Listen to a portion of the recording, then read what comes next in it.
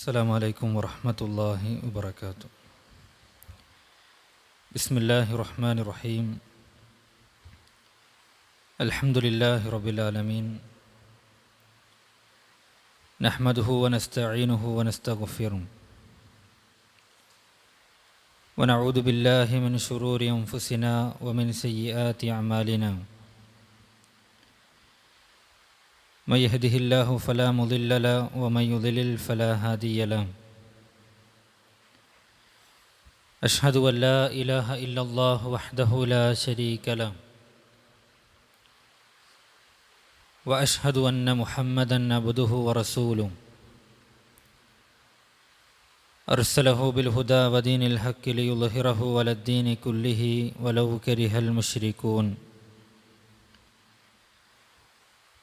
اللهم صل على محمد وعلى آل محمد كما صليت على إبراهيم وعلى آل إبراهيم إنك حميد مجيد. اللهم بارك على محمد وعلى آل محمد كما باركت على إبراهيم وعلى آل إبراهيم إنك حميد مجيد. يا أيها الذين آمنوا اتقوا الله حق تقاته ولا تموتن إلا وأنتم مسلمون. ഏറ്റവും ആദരവ് നിറഞ്ഞ സത്യവിശ്വാസികളെ, സത്യവിശ്വാസിനികളെ, സഹോദരന്മാരെ, സുഹൃത്തുക്കളെ, അല്ലാഹു സുബ്ഹാനഹു വ തആലയുടെ മഹത്തായ അനുഗ്രഹത്താൽ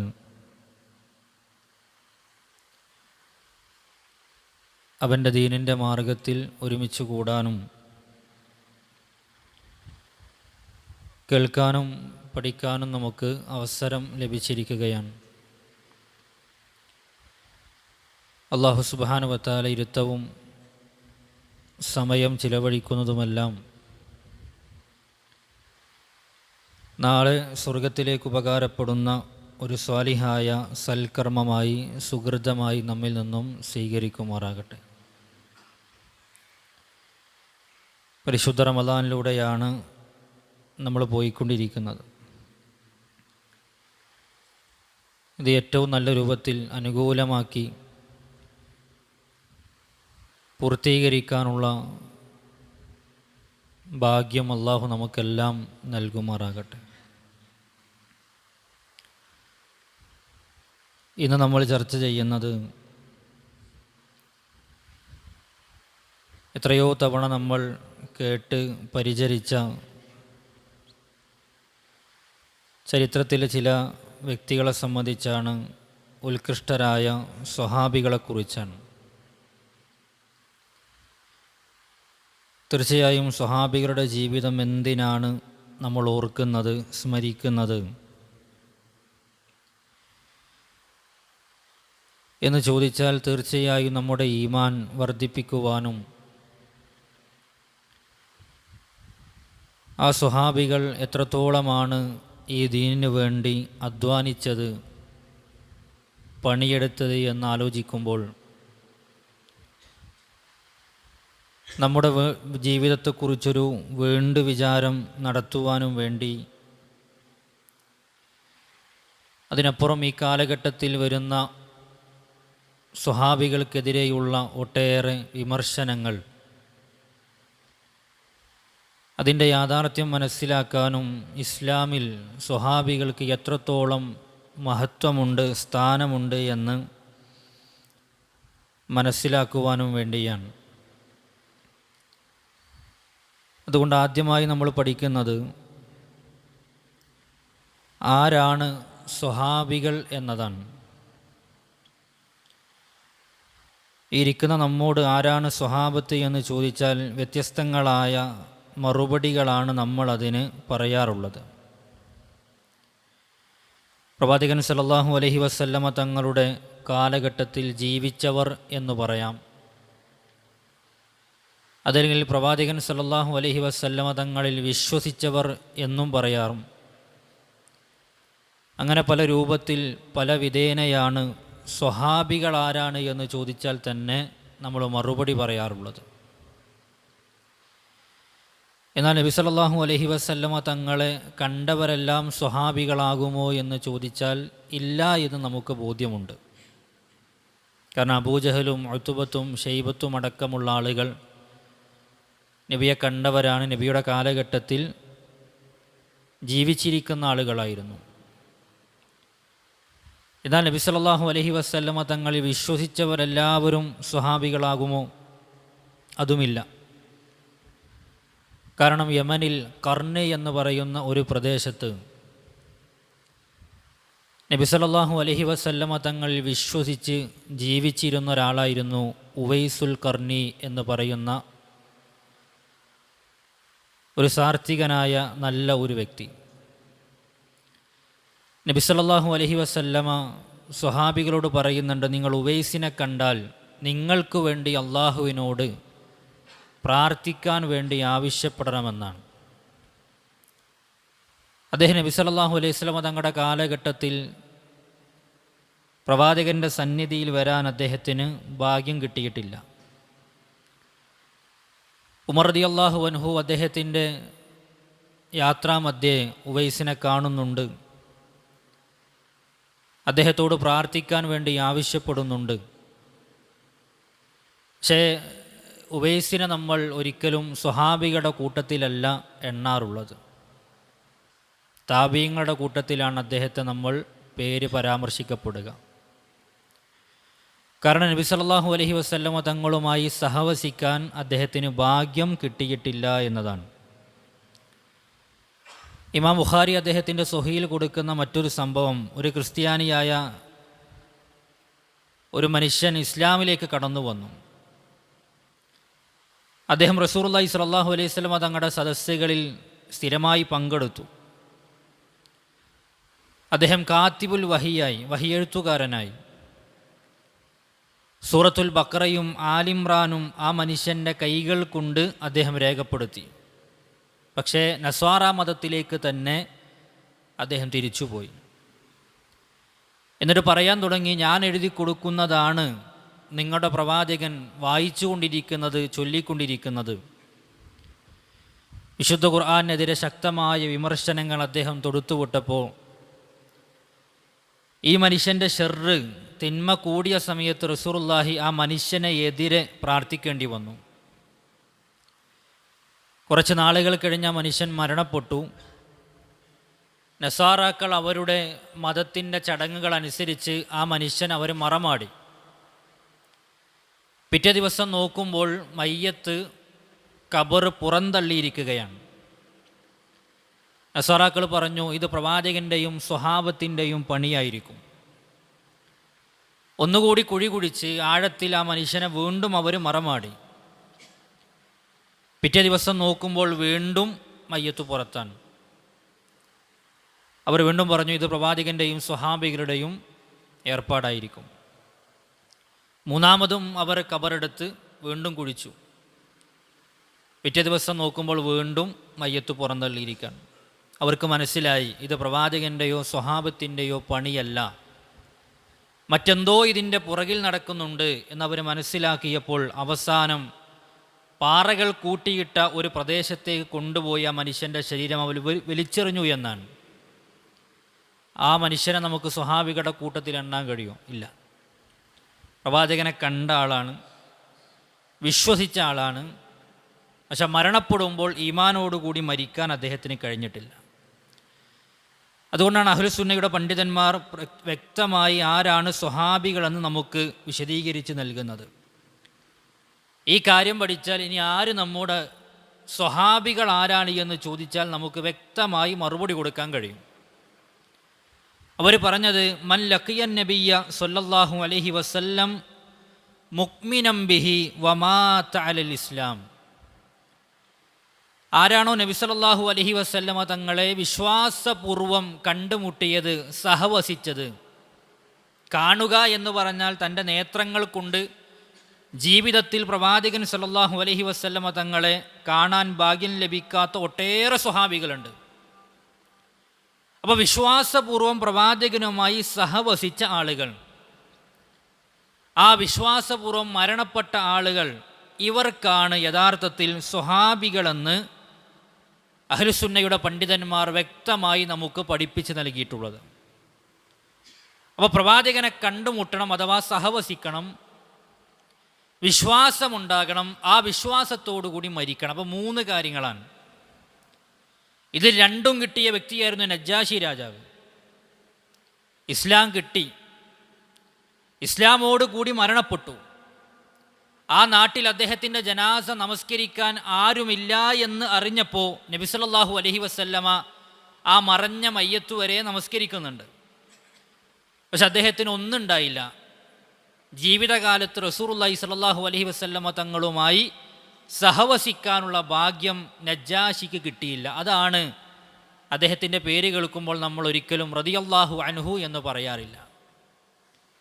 അപ്പോൾ സഹോദരങ്ങളെ, സ്വഹാബികൾ ആരാണ് എന്നതിന് കൃത്യമായ ഉത്തരം നമ്മൾ മനസ്സിലാക്കി. ഇനി ആ സ്വഹാബത്തിന് ദീനുള്ള ശ്രേഷ്ഠത എന്താണ്? ഒരു സ്വഹാബിയും നിസ്സാരക്കാരനല്ല എന്നത് ആദ്യമായി നമ്മൾ മനസ്സിലാക്കേണ്ടതാണ്. എന്തിനധികം ഏതെങ്കിലും ഒരു സ്വഹാബിയെക്കുറിച്ച് നമ്മൾ ഒരു മോശമായ ചിന്ത വെച്ചു പുലർത്തിക്കഴിഞ്ഞാൽ അവരെക്കുറിച്ച് പണ്ഡിതന്മാർ പറഞ്ഞത് അവർ സിന്ദീഖുകളാണ്, അഥവാ നിരീശ്വരവാദികളാണ് എന്നാണ്. ഇപ്പോൾ ഈ കാലഘട്ടത്തിൽ ഒരുപാട് പിഴച്ച കക്ഷികൾ നമ്മുടെ സമൂഹത്തിലേക്ക് ഇറങ്ങുകയും മഹാനായ മുആവിയ റളിയല്ലാഹു അൻഹുവിനെ കുറിച്ചും അബൂ സുഫിയാൻ റളിയല്ലാഹു അൻഹുവിനെ കുറിച്ചുമെല്ലാം ഒരുപാട് തെറ്റായ ധാരണകൾ സമൂഹത്തിൽ വെച്ചു പുലർത്തുന്നത് നമുക്ക് കാണാൻ കഴിയും.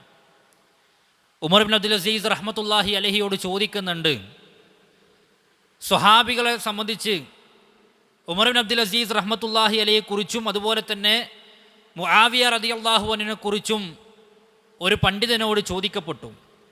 അപ്പോൾ പണ്ഡിതൻ പറഞ്ഞത്, രണ്ടാം ഉമർ എന്നറിയപ്പെടുന്ന ഉമർ ഇബ്നു അബ്ദുൽ അസീസ് റഹ്മത്തുള്ളാഹി അലൈഹിയാണോ അതല്ല മുആവിയ റളിയല്ലാഹു അൻഹു ആണോ ശ്രേഷ്ഠൻ എന്ന് ചോദിച്ചപ്പോൾ അദ്ദേഹം അതിന് ഉത്തരം കൊടുത്തത് എന്താണെന്ന് ചോദിച്ചാൽ, പ്രവാചകൻ സല്ലല്ലാഹു അലൈഹി വസല്ലം തങ്ങളുടെ കൂടെ മുആവിയ റളിയല്ലാഹു അൻഹു യുദ്ധത്തിന് വേണ്ടി പുറപ്പെടുന്ന സമയത്ത് അദ്ദേഹത്തിൻ്റെ മൂക്കിൻ്റെ രോമത്തിൽ പറ്റിപ്പിടിച്ച ഒരു മണൽത്തരിയുടെ, ഒരു പൊടിയുടെ ശ്രേഷ്ഠത പോലും ആർക്കില്ല? മഹാനായ ഉമർ ബിൻ അബ്ദുൽ അസീസ് റഹ്മത്തുള്ളാഹി അലൈഹിക്കില്ല എന്നാണ്. അദ്ദേഹത്തിൻ്റെ ശ്രേഷ്ഠതയെ താഴ്ത്തി കാണിച്ചതല്ല, മറിച്ച് സ്വഹാബികൾ എന്ന് പറഞ്ഞാൽ മറ്റുള്ള വ്യക്തികളെക്കാൾ ഉത്കൃഷ്ടരാണ്, ശ്രേഷ്ഠരാണ് എന്ന് മനസ്സിലാക്കാൻ വേണ്ടി ഒരു ഉദാഹരണം പണ്ഡിതന്മാർ പറഞ്ഞു കൊടുത്തതാണ്. ഇതിനധികം അല്ലാഹു സുബ്ഹാനഹു വ തആലയാണ് അവരെ സംബന്ധിച്ച് തൃപ്തിപ്പെട്ടത് എന്ന് വിശുദ്ധ ഖുർആനിൽ അല്ലാഹു ആണയിട്ട് പറഞ്ഞ കാര്യമാണ്. അവിടെയാണ് സ്വഹാബികൾ നമുക്ക് 2 തലങ്ങളാക്കി പ്രധാനമായും തിരിക്കാം. 12ഓളം വരുന്ന മർത്തബകളിൽ അല്ലെങ്കിൽ സ്ഥാനങ്ങളിൽ സ്വഹാബികളെ എണ്ണിയ പണ്ഡിതന്മാരുണ്ട്. ബദറിൽ പങ്കെടുത്തവർ, അതിനുശേഷം ഇസ്ലാം സ്വീകരിച്ചവർ, അതേപോലെ തന്നെ ബൈഅത്തുർ റിളവാനിൽ പങ്കെടുത്തവർ, മക്ക വിജയ സമയത്ത് ഇസ്ലാം സ്വീകരിച്ചവർ, ഹുദൈബിയ സന്ധിയിൽ പങ്കെടുത്തവർ തുടങ്ങി 12ഓളം കാറ്റഗറികളായി സ്വഹാബികളെ തിരിക്കുന്നുണ്ട്. എന്നാൽ വിശുദ്ധ ഖുർആൻ വളരെ കൃത്യമായി നമ്മോട് പറഞ്ഞു, വസ്വാബിഖൂനൽ അവ്വലൂന മിനൽ മുഹാജിരീന വൽ അൻസാർ. ഇസ്ലാമിലേക്ക് മുന്നേ ഗമിച്ചവനെന്നാണ്. ആരാണ് അത്? മുഹാജിറുകളാണ്, അൻസ്വാറുകളാണ്. ഇതേപോലെ തന്നെ അല്ലാഹു സുബ്ഹാനഹു വ തആല വആഖരീന മിൻഹും ലമ്മാ യൽഹഖൂ ബിഹിം എന്നും പറയുന്നുണ്ട്. ഇതേവരെ നിങ്ങളിലേക്ക് എത്തിച്ചേരാത്ത മനുഷ്യരുണ്ട്, ഇനി വരാനുള്ള ആളുകൾ. മുഹാജിറല്ല അൻസ്വാറുമല്ലാത്തൊരു സ്വഹാബിയായിരുന്നു മഹാനായ സൽമാൻ അൽ ഫാരിസി റളിയല്ലാഹു അൻഹു. അദ്ദേഹം പേർഷ്യക്കാരനാണ്. റസൂലുള്ളാഹി സ്വല്ലല്ലാഹു അലൈഹി വസല്ലം തങ്ങൾ അദ്ദേഹത്തെക്കുറിച്ച് പറഞ്ഞത്, ആകാശത്ത് സുറയ്യ എന്ന് പറയുന്ന ഒരു നക്ഷത്രമുണ്ട്. ആ സുറയ്യ നക്ഷത്രത്തിൻ്റെ അരികിലാണ് ഈമാൻ ഉള്ളതെങ്കിലും ഇദ്ദേഹത്തെ പോലെയുള്ള ആളുകൾ അത് അവിടെ ചെന്ന് തേടിപ്പിടിച്ചു കൊണ്ടുവരുമെന്ന് സൽമാൻ അൽ ഫാരിസി റളിയല്ലാഹു അൻഹുവിനെ കുറിച്ച് പറയുന്നുണ്ട്. അദ്ദേഹം മുഹാജിറല്ല, അൻസ്വാറല്ല. എന്നാൽ അദ്ദേഹത്തെക്കുറിച്ച് ഇവരെല്ലാം അവകാശവാദം ഉന്നയിക്കും. സൽമാനും ഇന്ന എന്നവർ പറയും, സൽമാൻ ഞങ്ങളുടെ കൂട്ടത്തിലാണ്. അപ്പോൾ അൻസാറുകൾ പറയും, സൽമാൻ ഞങ്ങളുടെ കൂട്ടത്തിലാണ്.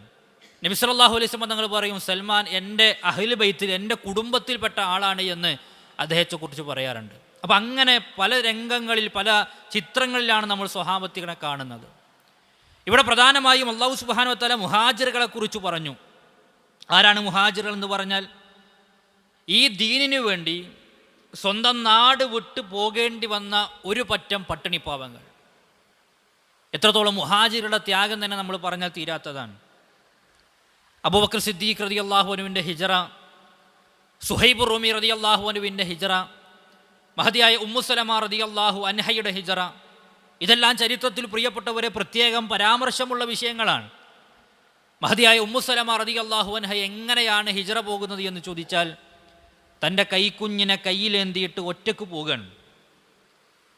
400 കിലോമീറ്ററിലധികം വരുന്ന മക്കയിൽ നിന്ന് മദീനയിലേക്ക് പലായനം ചെയ്യുന്ന ഒറ്റക്കാണ്. ആ മഹദി വിളിച്ചു പറയുന്നുണ്ട്, വമാ മഈ അഹദും മിൻ ഖൽഖില്ല, അള്ളാഹുവിൻ്റെ പടപ്പുകൾപ്പെട്ട ഒരാളും എൻ്റെ കൂടെയില്ല എന്ന് പറഞ്ഞിട്ടാണ് ആ മഹദി യാത്ര ചെയ്യുന്നത്. ഹിജ്റയിൽ അബൂബക്കർ സിദ്ദീഖ് റളിയല്ലാഹു അൻഹുവിൻ്റെ കുടുംബം എത്രത്തോളം വരുന്ന ത്യാഗങ്ങൾ സഹിച്ചു. അബൂബക്കർ റളിയല്ലാഹു അൻഹു വീട് വിട്ട് ഇറങ്ങിയപ്പോൾ ആ വീട്ടിലേക്ക് അബൂ ഖുഹാഫ കടന്നു വരികയാണ്. ആ വീട്ടിൽ മഹദിയായ ആയിഷ റളിയല്ലാഹു അൻഹയുണ്ട്, മഹദിയായ അസ്മാ റളിയല്ലാഹു അൻഹയുണ്ട്. 2 മക്കളാണ്. ഇവരോട് വന്നിട്ട് ചോദിക്കുന്നത്, നിൻ്റെ ഉപ്പ എവിടെ പോയി, അബൂബക്കർ എവിടെ പോയി എന്നാണ്. അവർ പറഞ്ഞു, ഞങ്ങൾക്കറിയില്ല. മുഖത്തേക്ക് കൈ കൊണ്ടടിക്കുന്നു, കാതിലെ ചിറ്റ് തെറിച്ചു പോകുന്നു. എന്നിട്ട് ചോദിക്കണം, അബൂബക്കർ നിങ്ങൾക്ക് ഭക്ഷിക്കാനുള്ള, നിങ്ങൾക്ക് കഴിക്കാനുള്ള എന്തെങ്കിലും ഇവിടെ ഉണ്ടാക്കി വെച്ചിട്ടാണോ പോയിട്ടുള്ളത് എന്നാണ്. എന്താ വീടിൻ്റെ അവസ്ഥ എന്നറിയോ? മഹദിയായ അസ്മാ റളിയല്ലാഹു അൻഹയ്ക്ക് ചരിത്രം ഒരു പേര് വിളിച്ചു, ദാത്തുൻ നിതാഖൈൻ, 2 അരപ്പട്ടയുള്ളവൾ എന്നാണ്. നബി സല്ലല്ലാഹു അലൈഹി വസല്ലം തങ്ങൾക്കും അബൂബക്കർ സിദ്ദീഖ് റളിയല്ലാഹു അൻഹുവിനും വേണ്ടി മഹദി ഭക്ഷണം പാകം ചെയ്ത് ആ ഭക്ഷണത്തിൻ്റെ പൊതി കെട്ടാൻ വേണ്ടി വീട്ടിൽ നോക്കുമ്പോൾ ഒരു കയറിൻ്റെ കഷ്ണം പോലും വീട്ടിൽ കാണുന്നില്ല. അവസാനം തൻ്റെ അരപ്പട്ട 2 കഷ്ണങ്ങളാക്കി ഒരു ഭാഗം കൊണ്ട് അരയിൽ കെട്ടുകയും അതിൻ്റെ മറുഭാഗം കൊണ്ട് ഭക്ഷണത്തിൻ്റെ പൊതി കെട്ടുകയും ചെയ്ത് യാത്രയയക്കിയ മഹദിയാണ് മഹദിയായ അസ്മാ റളിയല്ലാഹു അൻഹ. ഹജ്ജാജ് ഇബ്നു യൂസുഫ് അസ്സഖഫി എന്ന് പറയുന്ന വളരെ ക്രൂരനായ ആ ഭരണാധികാരി ആ ഭരണം നടത്തുന്ന കാലഘട്ടങ്ങളിൽ അസ്മാ റളിയല്ലാഹു അൻഹയുടെ മകൻ അബ്ദുല്ലാഹി ഇബ്നു സുബൈർ റളിയല്ലാഹു അൻഹുവിനെ പലപ്പോഴും ആക്ഷേപിച്ച് പരിഹാസവിധേനെ പേര് വിളിക്കാറുണ്ട്, 2 അരപ്പട്ടയുള്ളവളുടെ മകനെ എന്ന്. ഇത് അസ്മാ റളിയല്ലാഹു അൻഹയുടെ കാതുകളിൽ എത്തുന്നുണ്ട്.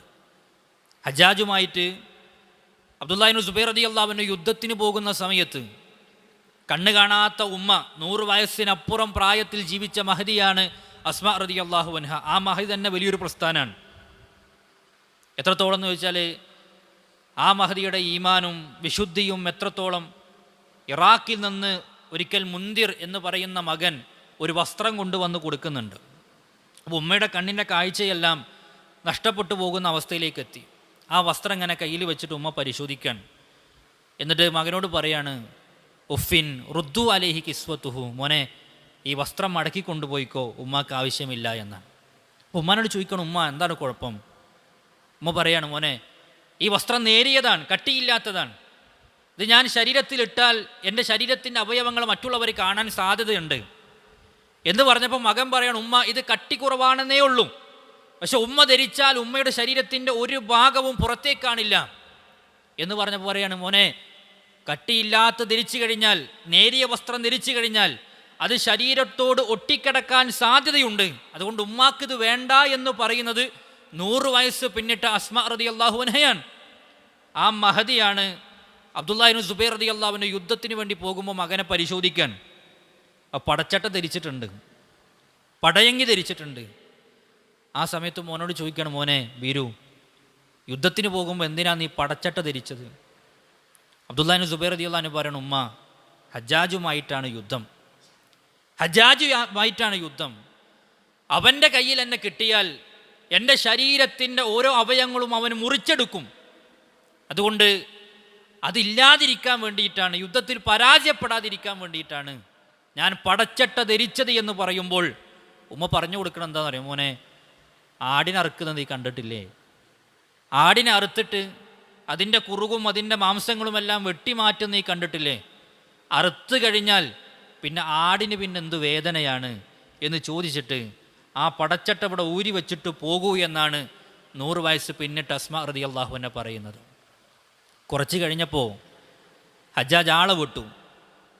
അബ്ദുല്ലാഹി ഇബ്നു സുബൈർ റളിയല്ലാഹു അൻഹു കൊന്ന് അദ്ദേഹത്തിൻ്റെ തല കഴുമരത്തിൽ നാട്ടിയിരിക്കുകയാണ്.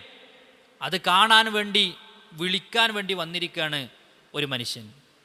ആ സമയത്ത് അസ്മാ റളിയല്ലാഹു അൻഹ ചോദിച്ചു, നിങ്ങൾ എന്തിനാണ് വന്നത്? ആ മനുഷ്യൻ പറഞ്ഞു, ഹജ്ജാജ് നിങ്ങളെ വിളിച്ചിട്ടുണ്ട്, നിങ്ങളുടെ മകനെ കൊന്നിതാ കഴുമരത്തിൽ തല നാട്ടിയിട്ടുണ്ട്, അത് കാണാൻ വേണ്ടിയിട്ടാണ് ഹജ്ജാജ് വിളിച്ചിട്ടുള്ളത് എന്നാണ്. അപ്പോൾ പറയാണ്, ഞാൻ ഹജ്ജാജിൻ്റെ വിളിക്കുത്തരം നൽകാനുള്ളവളല്ല, എൻ്റെ മകനെക്കുറിച്ച് എനിക്ക് പ്രതീക്ഷ മാത്രമേ ഉള്ളൂ. നിങ്ങൾ വന്നിട്ടില്ല എങ്കിൽ നിങ്ങളെ വലിച്ചു കൊണ്ടുപോകാൻ ആളെ വിടുമെന്നാണ് പറഞ്ഞിട്ടുള്ളത് എന്നാണ്. ആ സമയത്ത് അസ്മാ റളിയല്ലാഹു അൻഹ ധീരതയോടുകൂടി സംസാരിക്കുന്നുണ്ട്. നിങ്ങളുടെ മകൻ്റെ അവസ്ഥ ഇതാണെന്നൊക്കെ പറയുമ്പോൾ പറയാണ്, എൻ്റെ മകൻ്റെ വിഷയത്തിൽ എനിക്കൊരു പേടിയുമില്ല. ഒരു ആടിനറുത്തതിൻ്റെ കൈകാലുകൾ വെട്ടിമുറിച്ചു മാറ്റിയിട്ടാൽ ആടിനൊന്നും സംഭവിക്കാനില്ലല്ലോ എന്ന് പറഞ്ഞിട്ട് അവസാനം ധീരതയോടുകൂടി സംസാരിക്കുന്ന ദാത്തുന്നിതാഖൈൻ എന്ന് അറിയപ്പെടുന്ന മഹതിയായ അസ്മാ റളിയല്ലാഹുവിൻ്റെ ചരിത്രം നമ്മൾ വായിക്കുന്നുണ്ട്.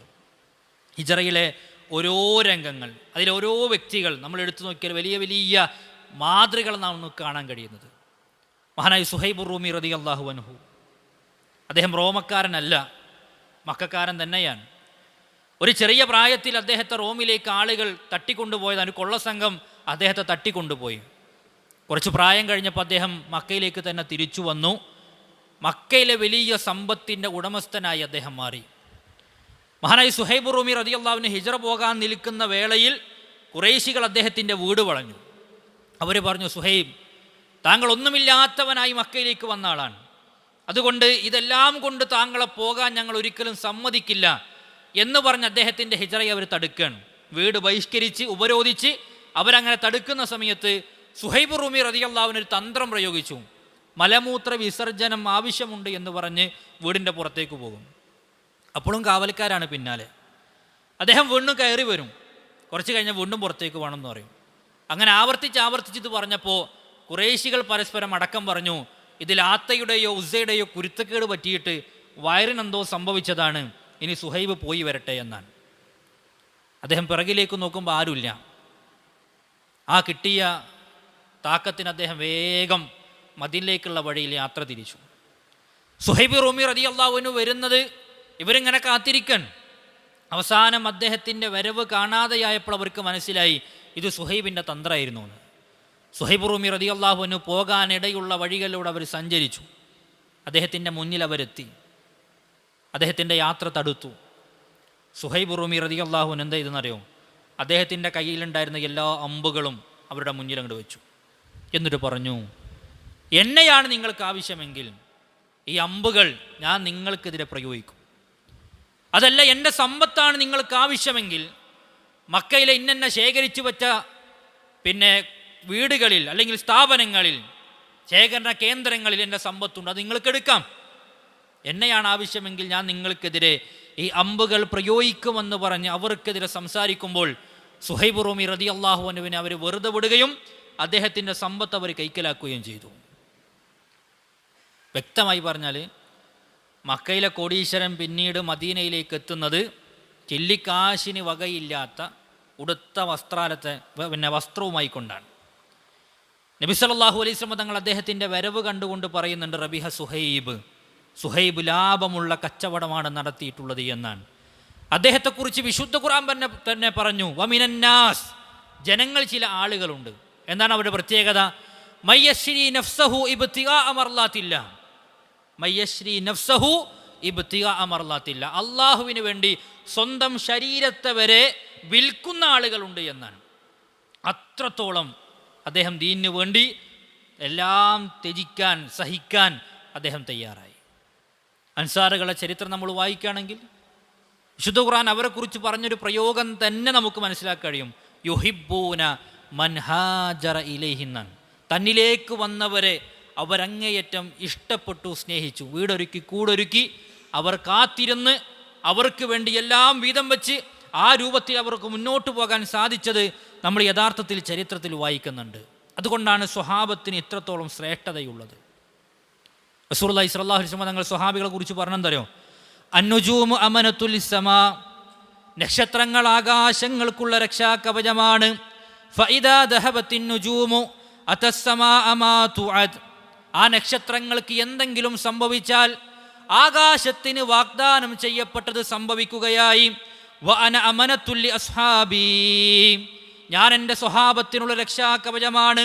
ഫഇദാ ദഹബതു, ഞാനിതാ പോയി കഴിഞ്ഞാൽ, ഞാൻ വഫാത്തായി കഴിഞ്ഞാൽ, അതാ അസ്ഹാബി മാ യുഅദൂൻ, എൻ്റെ സ്വഹാബത്തിന് വാഗ്ദാനം ചെയ്യപ്പെട്ട പരീക്ഷണങ്ങളും ഫിത്നകളും കടന്നു വരുന്നതാണ്.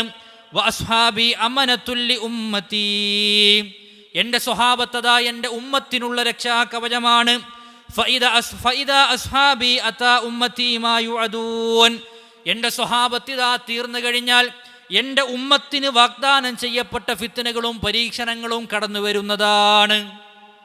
അപ്പോൾ ഈ ഉമ്മത്തിൻ്റെ രക്ഷാകവചമെന്ന് റസൂലുള്ളാഹി സ്വല്ലല്ലാഹു അലൈഹി വസല്ലം തങ്ങൾ പഠിപ്പിച്ചത് ആരെക്കുറിച്ചാണ്? സ്വഹാബികളെക്കുറിച്ചാണ്. മഹാനായ ഇബ്നു മസ്ഊദ് റളിയല്ലാഹു അൻഹു പറഞ്ഞു, മൻ കാന മിൻകും മുസ്തന്ന, ആരെങ്കിലും ഏതെങ്കിലും ഒരു ചര്യ സ്വീകരിക്കുകയാണെങ്കിൽ ഫൽയസ്തന്ന ബിമൻ ഖദ് മാത്, മരണപ്പെട്ട ആളുകളുടെ ചര്യ നിങ്ങൾ സ്വീകരിക്കുക. അതാരാണ്? പ്രവാചകൻ സല്ലല്ലാഹു അലൈഹി വസല്ലമ തങ്ങളുടെ സ്വഹാബികളാണ്. തീർച്ചയായും ജീവിച്ചിരിക്കുന്ന ആളുകൾ അവർ ഫിത്നയെ തൊട്ട് പരീക്ഷണങ്ങളെ തൊട്ട് നിർഭയരല്ല. അതുകൊണ്ട് മരണപ്പെട്ട ആളുകളുടെ മാർഗം നിങ്ങൾ സ്വീകരിക്കണം. കാനു അഫ്ളല ഹാദിഹിൽ ഉമ്മ, അവർ ഉമ്മത്തിലെ ഏറ്റവും ശ്രേഷ്ഠതയുള്ള ആളുകളാണ്. അബർറഹാ ഖുലൂബ, അവരേറ്റവും നല്ല ഹൃദയത്തിൻ്റെ ഉടമകളാണ്. വഅമകഹാ ഇൽമ, ആഴമേറിയ വിജ്ഞാനമുള്ളവരാണ്. വഅകല്ലഹാ തകല്ലുഫ, അവർ ജാടകളില്ലാത്തവരാണ്, പുറംപോച്ചുകളില്ലാത്ത ആളുകളാണ്. ഖൗമുൻ യഖ്താറഹുമുല്ലാഹു ലിസുഹ്ബത്തി നബിയിഹി വഇഖാമത്തി ദീനിഹി, അല്ലാഹു സുബ്ഹാനഹു വതആല ഈ ദീനെ നിലനിർത്തുവാൻ വേണ്ടി പ്രത്യേകം തെരഞ്ഞെടുത്ത ആളുകളാണ് സ്വഹാബികൾ എന്നാണ്. സ്വഹാബികൾ തന്നെ എന്നാണ് അവരുടെ ശ്രേഷ്ഠത. ഒന്ന്, അവരേറ്റവും നല്ല ഹൃദയത്തിൻ്റെ നൈർമല്യമുള്ള ഹൃദയത്തിൻ്റെ ഉടമകളായിരുന്നു. അവരുടെ മനസ്സിൽ വേറൊന്നുമില്ല. അവർക്ക് ഏറ്റവും വലിയ വികാരം അള്ളാഹു അവൻ്റെ റസൂൽ മാത്രമാണ്. അള്ളാഹു ഒരു കാര്യം പറഞ്ഞിട്ടുണ്ട് എന്ന് കേട്ടാൽ അതിൻ്റെ മുന്നിൽ അവർ നിൽക്കും.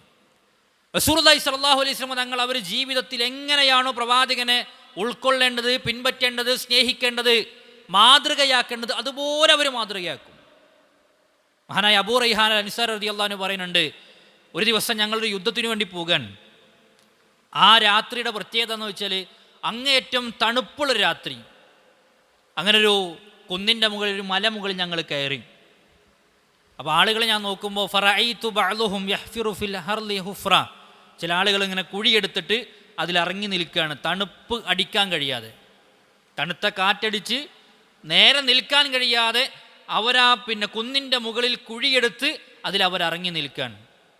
എന്നിട്ട് അവരുടെ തുർസ് കൊണ്ട്, പരിച കൊണ്ട് അതിൻ്റെ മുകൾ ഭാഗം അവരിങ്ങനെ പൊത്തിപ്പിടിക്കുന്നുണ്ട്. ഇത് ഞാൻ കാണുകയാണെന്ന് അബൂ റൈഹാൻ അൻസാരി റളിയല്ലാഹു അൻഹു പറയാൻ. എന്നിട്ട് എന്താ പറയണമെന്ന് അറിയോ? ഈ മലമുകളിൽ നിന്നിട്ട് റസൂലുള്ളാഹി സ്വല്ലല്ലാഹു അലൈഹി വസല്ലം തങ്ങൾ ചോദിക്കുന്നത്, ആരാണ് ഈ രാത്രി കാവൽ നിൽക്കുക? ഇത്രയും കൊടിയ തണുപ്പിൽ നിൽക്കാൻ കഴിയാതെ കുഴിയെടുത്ത് അതിലിറങ്ങി നിൽക്കുന്ന ആളുകളോട് റസൂലുള്ളാഹി ചോദിക്കുകയാണ്, ആരാണ് കാവൽ നിൽക്കുക? അപ്പോൾ ചരിത്രത്തിൽ പേര് പറയപ്പെടാത്ത ഒരു അൻസ്വാരിയായ സ്വഹാബി പറയാം, റസൂൽ ഞാൻ കാവൽ നിൽക്കാം. അദ്ദേഹം കാവൽ നിൽക്കുകയാണ്. അദ്ദേഹം വിറകൊള്ളാൻ തുടങ്ങി. നബി സല്ലല്ലാഹു അലൈഹി വസല്ലം തങ്ങൾ ആ മനുഷ്യന് വേണ്ടി ധാരാളം പ്രാർത്ഥിച്ചു. അപ്പോൾ അബൂ റൈഹാൻ അൽ അൻസാരി റളിയല്ലാഹു അൻഹു പറയാം, റസൂലേ ഞാൻ അടുത്തൊരാളാണ് കാവൽ നിൽക്കാൻ എന്ന് പറഞ്ഞ് അദ്ദേഹം കാവൽ നിൽക്കാൻ മുന്നിലേക്ക് വന്നു.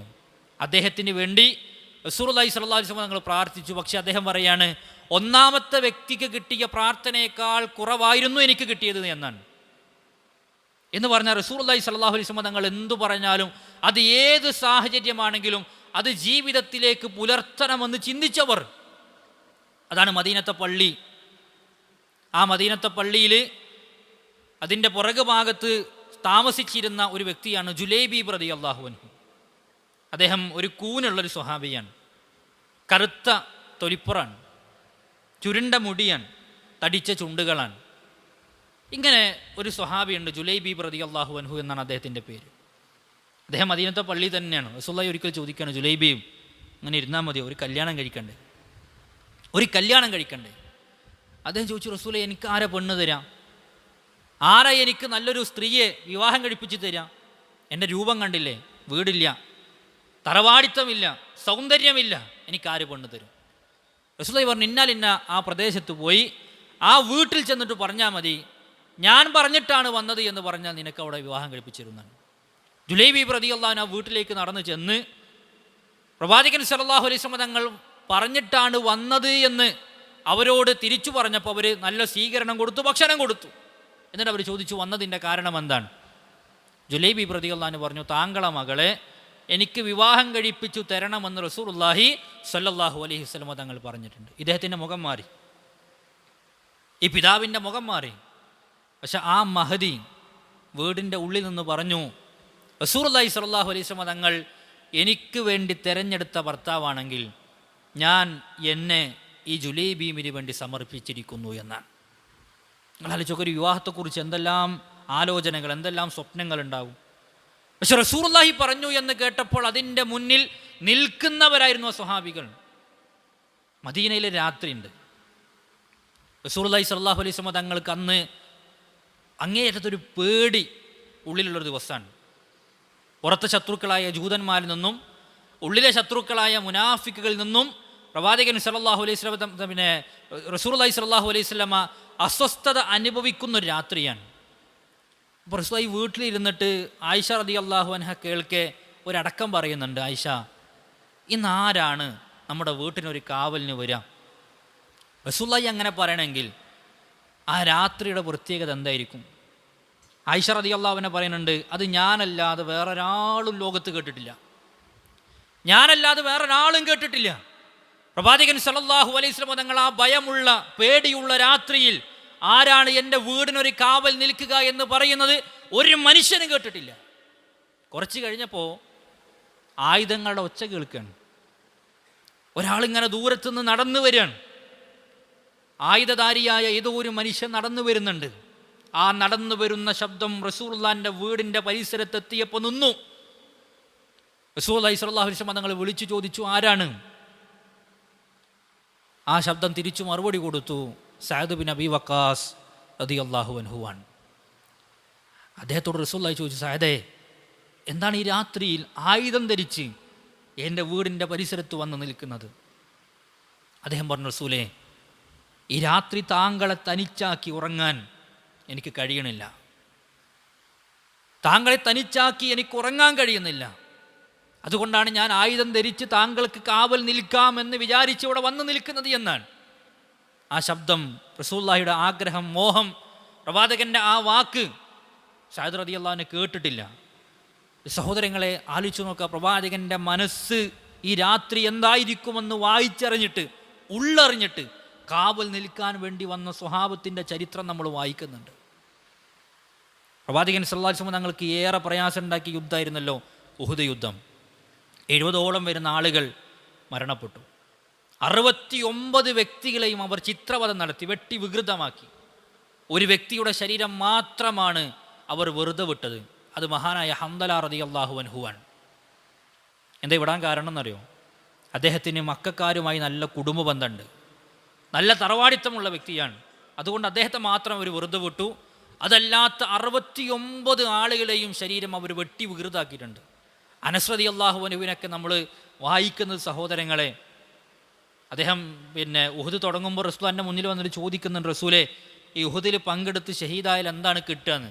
അനസ് റളിയല്ലാഹു അൻഹുവിനോട് റസൂലുള്ളാഹി പറയുന്നുണ്ട്, അനസേ, സ്വർഗം കിട്ടും. അവസാനം ഈ ശരീരങ്ങളെല്ലാം തിരിച്ചറിഞ്ഞിട്ട് ഒരു ശരീരം മാത്രം തിരിച്ചറിയുന്നില്ല എന്നാണ്. അപ്പോൾ ഒരു സഹോദരി, ഒരു പെണ്ണ് വന്നിട്ട് പറഞ്ഞു, ഇതെൻ്റെ അനസിൻ്റെ വിരലാണ്, ഇതെൻ്റെ അനസിൻ്റെ വിരലാണ് എന്നൊരു സഹോദരിക്ക് വന്ന് കണ്ടിട്ട് പറഞ്ഞു എന്നാണ്. ആ ചരിത്രം വായിക്കുന്ന കേൾക്കുന്ന നമ്മളൊന്ന് ആലോചിച്ച് നോക്കാം, അദ്ദേഹത്തിൻ്റെ ബാക്കിയുള്ള ഭാഗങ്ങൾ എങ്ങനെയായിരിക്കും? ഒരു വിരലിൻ്റെ അറ്റം കണ്ടിട്ടാണ് തിരിച്ചറിയണത് ഇതെൻ്റെ അനസാണ്. അത്രയും വെട്ടി വികൃതാക്കിയിട്ടുണ്ട്. അനസ് റളിയല്ലാഹു അൻഹു ആണ് വെട്ടേറ്റ് മരണത്തോട് മല്ലിടുന്ന സമയത്ത് സഅദ് റളിയല്ലാഹുവിനെ കണ്ടപ്പോൾ പറയണത്, സഅദേ, റസൂലുള്ളാഹിനെ കണ്ട നീ പറയണം, യഹൂദിൻ്റെ താഴ്വാരത്തിൽ അനസ് സ്വർഗത്തിൻ്റെ പരിമണം മൂക്കിലടിച്ചിട്ട് ഇവിടെ കിടക്കുന്നുണ്ട് എന്ന് റസൂലുള്ളാഹിനെ കണ്ട പറയണമെന്നാണ്. അങ്ങനെ ഒരുപാട് രംഗങ്ങൾ നമുക്ക് ഉഹുദിൽ കാണാൻ കഴിയും. ആ സമയത്ത് സഹോദരങ്ങൾ, നമുക്ക് മാതൃകയുള്ള ചരിത്രമുണ്ട്, അതിൽ നമുക്ക് ചിന്തിക്കാനുള്ള ചരിത്രമുണ്ട്. റസൂലുള്ളാഹി സ്വല്ലല്ലാഹു അലൈഹി വസല്ലമ ഹംസ റളിയല്ലാഹു അൻഹുവിൻ്റെ ശരീരത്തിനടുക്കൽ ചെന്ന് നിൽക്കാൻ, ഹംസയുടെ ശരീരം വികൃതാൻ. ആ സമയത്ത് റസൂലുള്ളാഹി ചോദിക്കുന്നുണ്ട്, ഇത് ആരാണ് ചെയ്തത്? സങ്കടത്തിൻ്റെ കടുപ്പം കൊണ്ട് ചോദിച്ചതാണ്. അവർ പറഞ്ഞു, വഹ്ശിയാണ് നബിയെ. പ്രവാചകൻ്റെ മറുപടി ഉണ്ട്, വഹ്ശിയെ നിങ്ങൾ എവിടെ കണ്ടാലും കൊന്നുകളയണം. ഇതിനു പകരം ഞാൻ 40 ആളുകളെ കൊല്ലും. അള്ളാഹു തിരുത്തി കൊടുത്തു, 40 ആളുകളെ കൊല്ലാനുള്ള അവകാശം താങ്കൾക്കില്ല. ഒരാളെ പ്രതിക്രിയ നടത്താം, അതല്ല 40 ആളെ കൊല്ലാൻ പാടില്ല എന്ന് അള്ളാഹു സുബ്ഹാനഹു വ തആല തിരുത്തി കൊടുത്തതാണ്. പ്രിയപ്പെട്ടവരെ, ഇതെല്ലാം പറഞ്ഞ് റസൂലുള്ളാഹി അവിടെ നിൽക്കുന്ന സമയത്താണ് റസൂലുള്ളാഹിൻ്റെ കണ്ണിൽ ഒരു കാഴ്ചപ്പെടുന്നത്. എന്താ കാഴ്ച എന്നറിയോ?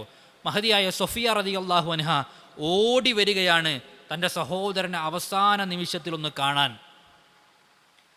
റസൂലുള്ളാഹി സ്വല്ലല്ലാഹു അലൈഹി വസല്ലം തങ്ങൾ ആ കാഴ്ച കണ്ണിൽ പെട്ടപ്പോൾ സൊഫിയ റളിയല്ലാഹു അൻഹ വരുന്നത് പ്രവാചകൻ സ്വല്ലല്ലാഹു അലൈഹി വസല്ലം തങ്ങളുടെ ശ്രദ്ധയിൽപ്പെട്ട സമയത്ത് സൊഫിയയുടെ മകൻ സുബൈറിനെ വിളിച്ചിട്ട് പറഞ്ഞു, മോനെ, നിൻ്റെ ഉമ്മയോട് ഇങ്ങോട്ട് വരണ്ടെന്ന് പറയണം. കാരണം നിൻ്റെ ഉമ്മക്ക് കാണാൻ പറ്റിയ രൂപത്തിലല്ല ഹംസ റളിയല്ലാഹു അൻഹുവിൻ്റെ ശരീരം. രക്തത്തിൽ കുളിച്ച് കിടക്കുകയാണ്, അദ്ദേഹത്തിൻ്റെ ശരീരം വികൃതമാണ്, അതുകൊണ്ട് ഇങ്ങോട്ട് വരണ്ടെന്ന് പറയണമെന്നാണ്. ഇത് കേട്ടിട്ട് സുബൈർ റളിയല്ലാഹു അൻഹു ഉമ്മാൻ്റെ അടുക്കിലേക്ക് ഓടിച്ചെന്നു.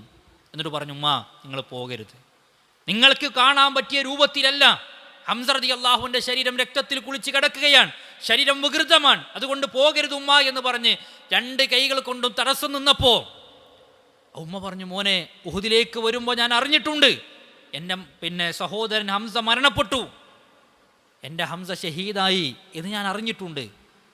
പക്ഷെ അവസാനമായി എനിക്കൊന്ന് കാണണമെന്ന് പറഞ്ഞ് ആ കൈകൾ തട്ടിമാറ്റിക്കൊണ്ട് തിരിഞ്ഞോടുന്ന സമയത്ത് സുബൈർ റളിയല്ലാഹു അൻഹു ഉമ്മാനോട് വിളിച്ചു പറഞ്ഞു, ഉമ്മ, ഇതെൻ്റെ വാക്കല്ല, ഞാൻ പറഞ്ഞതല്ല, അള്ളാഹുവിൻ്റെ റസൂൽ സല്ലല്ലാഹു അലൈഹി വസല്ലം തങ്ങളാണ് ഉമ്മയോട് അങ്ങോട്ട് വരണ്ട എന്ന് പറഞ്ഞത് എന്ന് കേട്ടപ്പോൾ മഹദിയായ സഫിയ റളിയല്ലാഹു അൻഹ അവിടെ നിന്നു.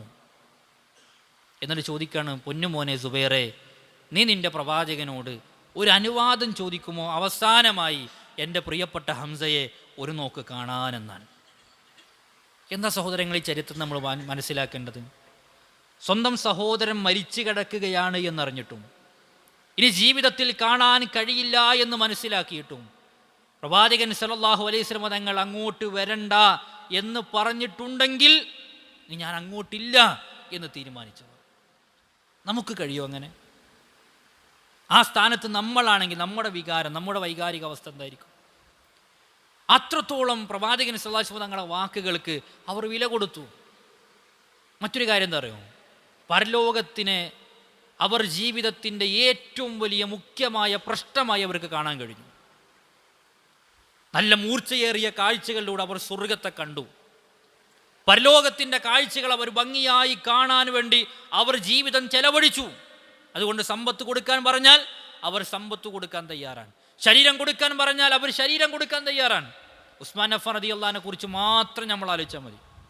ഉസ്മാൻ റളിയല്ലാഹു അൻഹു, സഹോദരങ്ങൾ, അദ്ദേഹത്തിൻ്റെ ചരിത്രം വായിച്ച് പൂർത്തീകരിക്കാൻ കണ്ണുനീരോടുകൂടിയല്ല നമുക്ക് കഴിയില്ല. റസൂലുള്ളാഹി സ്വല്ലല്ലാഹു അലൈഹി വസല്ലം തങ്ങൾ വിളിച്ചു ചോദിക്കുന്നുണ്ട്, ആരാണ് റൂമാ കിണർ വാങ്ങിച്ചു നൽകുക? ഉസ്മാൻ റളിയല്ലാഹു അൻഹു വാങ്ങിക്കൊടുത്തു. ആരാണ് ഈ മദീനത്തെ പള്ളി വലുതാക്കാൻ പണം കൊടുക്കുക? ഉസ്മാൻ റളിയല്ലാഹു അൻഹു പണം കൊടുത്തു. ആരാണ് ബഖീൽ ഗർഖദ് മദീനയിലെ ഖബർസ്ഥാൻ അത് വലുതാക്കാൻ വേണ്ടി പണം നൽകുക? ഉസ്മാൻ റളിയല്ലാഹു അൻഹു പണം ചെലവഴിച്ചു. അങ്ങനെ തബൂക്കിലേക്കുള്ളൊരു യുദ്ധം പോകാൻ അങ്ങേയറ്റത്തെ പട്ടിണിയും പ്രയാസമാണ്.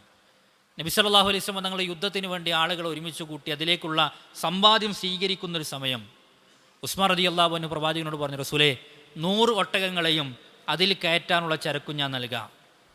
റസൂലേ ഒന്നും ഉണ്ടില്ല. റസൂലേ 200 ഒട്ടകങ്ങളെയും അതിൽ കയറ്റാനുള്ള ചരക്കും ഞാൻ നൽകാം. നബി സല്ലല്ലാഹു അലൈഹി വസല്ലം തങ്ങൾ വീണ്ടും മൗനം പാലിച്ചു. റസൂലെ 300 ഒട്ടകങ്ങളെയും അതിൽ കയറ്റാനുള്ള ചരക്കും ഞാൻ നൽകാം. അപ്പോൾ റസൂലുള്ളാഹി മുണ്ടിയില്ല. അദ്ദേഹം നേരെ വീട്ടിലേക്ക് ചെന്നിട്ട് അദ്ദേഹം ഒരുപാട് സ്വർണം നാണയങ്ങൾ എടുത്തുകൊണ്ട് വന്നു. അതുപോലെ തന്നെ കുതിരകളെ കൊണ്ടുവന്നു. അതുപോലെ തന്നെ യുദ്ധത്തിലേക്ക് ഉള്ള എല്ലാ സാമഗ്രികളും അദ്ദേഹത്തിൻ്റെ വകയായി പ്രവാചകന് സമർപ്പിക്കുകയാണ്. സ്വർണ്ണ നാണയങ്ങൾ, വെള്ളി നാണയങ്ങൾ പ്രവാചകന് കൊണ്ടുവന്ന് കൊടുക്കുക. ചരിത്രം പറയുന്നത് എന്താ പറയുക? റസൂലുള്ളാഹി ഒരു കയ്യിൽ നിന്ന് മറ്റേ കയ്യിലേക്ക് ആ നാണയങ്ങളിട്ട് കുട്ടികൾ പന്ത് തട്ടി കളിക്കും പോലെ കയ്യിലിട്ട് അങ്ങോട്ടും ഇങ്ങോട്ടും കളിക്കാൻ തുടങ്ങി സന്തോഷം കൊണ്ട്. എന്നിട്ട് പറഞ്ഞു, എൻ്റെ ഉസ്മാൻ ഇനി എന്ത് ചെയ്താലും അദ്ദേഹത്തിന് വിപത്തായ ഒരു തിന്മയായി അദ്ദേഹത്തിന് ബാധിക്കില്ല എന്നാണ്. അവിടെ തീർന്ന ഉസ്മാൻ റളിയല്ലാഹുവിൻ്റെ സംഭാവന ഇല്ല. അബൂബക്കർ സിദ്ദീഖ് റളിയല്ലാഹു അൻഹു ഭരണം നടത്തുന്ന നാൾ, മദീന അങ്ങേയറ്റത്തൊരു പട്ടിണി, ഒരു വറുതിയിൽ പ്രയാസപ്പെടുന്ന സമയം ആളുകൾ പറഞ്ഞു, ഏതോ ഒരു കച്ചവടച്ചരക്ക് മദീനയെ ലക്ഷ്യമാക്കി കൊണ്ടുവരുന്നുണ്ട്. അന്വേഷിച്ചപ്പോൾ 1000 ഒട്ടകങ്ങൾക്ക് ചുമക്കാനുള്ള കച്ചവടച്ചരക്കാണ് മദീനയിലേക്ക് കടന്നു വരുന്നത്. അബൂബക്കർ സിദ്ദീഖ് റളിയല്ലാഹു അൻഹു അന്വേഷിച്ചത് ആരുടേതാണ്. അന്വേഷണത്തിൻ്റെ റിപ്പോർട്ട് മുന്നിൽ വന്നപ്പോൾ മഹാനായ ഉസ്മാൻ ബിൻ അഫ്ഫാൻ റളിയല്ലാഹുവിൻ്റെ കച്ചവടച്ചരക്കാണ് മദീനയെ ലക്ഷ്യമാക്കിക്കൊണ്ട് ദൂരപ്രദേശത്ത് നിന്ന് കടന്നു വരുന്നത്. ഖലീഫ ചെല്ലാണ്, അബൂബക്കർ സിദ്ദീഖ് റളിയല്ലാഹു അൻഹു ചെല്ലാണ് ഉസ്മാൻ റളിയല്ലാഹുവിൻ്റെ അടുക്കിലേക്ക്. കൂടെ ആളുകൾ ഒരേ നിൽക്കുന്നുണ്ട്. ഉസ്മാൻ റളിയല്ലാഹു അൻഹു പറഞ്ഞു, ഉസ്മാൻ, ജനങ്ങൾ പാവങ്ങളാണ്, ജനങ്ങൾ പട്ടിണിയിലാണ്. ഈ മദീനയുടെ പ്രയാസം മാറാൻ താങ്കളുടെ കച്ചവടച്ചരക്ക് ഞങ്ങൾക്ക് താങ്കൾ തുച്ഛമായ ചെറിയ വിലക്ക് ഞങ്ങൾക്ക് നൽകണം. ഉസ്മാൻ റളിയല്ലാഹു അൻഹു പറഞ്ഞു, അബൂബക്കറെ, അതിന് 3 ഇരട്ടി വില പറഞ്ഞ ആളുകളുണ്ട്, പിന്നെ ഞാൻ എങ്ങനെയാണ് താങ്കൾക്ക് തുച്ഛമായ വിലക്ക് നൽകുക? അബൂബക്കർ സിദ്ദീഖ് റളിയല്ലാഹു അൻഹു പറഞ്ഞു, ഉസ്മാൻ, മദീനയിലെ കുട്ടികൾ കരയാൻ, അവരുടെ ചുണ്ടുകളിൽ പുഞ്ചിരി വിടണമെങ്കിൽ താങ്കളൊന്ന് മനസ്സ് വെക്കണം. അതുകൊണ്ട് ഈ മദീനയുടെ പട്ടിണിയും പ്രയാസങ്ങളും മാറാൻ, പഴയ ആ നിർവൃതിയിലേക്ക് മദീന തിരിച്ചു വരാൻ താങ്കൾ ഈ കച്ചവടച്ചരക്ക് ഞങ്ങൾ ആലോചിച്ച് ഒരു തുച്ഛമായ വിലക്ക് നൽകണമെന്നാണ്. ഉസ്മാൻ റളിയല്ലാഹു അൻഹു പറഞ്ഞു, അബൂബക്കറെ, ഇതിന് 3 ഇരട്ടിയും 10 ഇരട്ടിയും വില പറഞ്ഞ ആളുകളുണ്ട് എന്നാണ്, പിന്നെ ഞാൻ എങ്ങനെ താങ്കൾക്ക് തുച്ഛമായ വിലക്ക് നൽകും? തല താഴ്ത്തി നിൽക്കുകയാണ് അബൂബക്കർ സിദ്ദീഖ് റളിയല്ലാഹു അൻഹു. ആളുകൾ ആലോചിക്കുകയാണ്, എന്താണ് ഉസ്മാൻ റളിയല്ലാഹു അൻഹു ഇങ്ങനെ പറയുന്നത്? നേരെ അബൂബക്കർ സിദ്ദീഖ് റളിയല്ലാഹുവിൻ്റെ കൈ പിടിച്ചിട്ട് ഉസ്മാൻ റളിയല്ലാഹു അൻഹു പറയുന്നുണ്ട്, അബൂബക്കറെ, ആ 3 ഇരട്ടിയും ആ 10 ഇരട്ടിയും പറഞ്ഞത് നമ്മുടെ റബ്ബല്ലേ? ആ റബ്ബ് പറഞ്ഞിട്ടില്ലേ, അള്ളാഹുവിൻ്റെ മാർഗത്തിൽ, ആ റബ്ബിൻ്റെ മാർഗത്തിൽ നിങ്ങൾ എന്തെങ്കിലും ഒന്ന് ചെലവഴിച്ചാൽ അത് 3 ഇരട്ടിയാക്കി 10 ഇരട്ടിയാക്കി നൽകാമെന്ന് പടച്ചോൻ പറഞ്ഞിട്ടില്ലേ?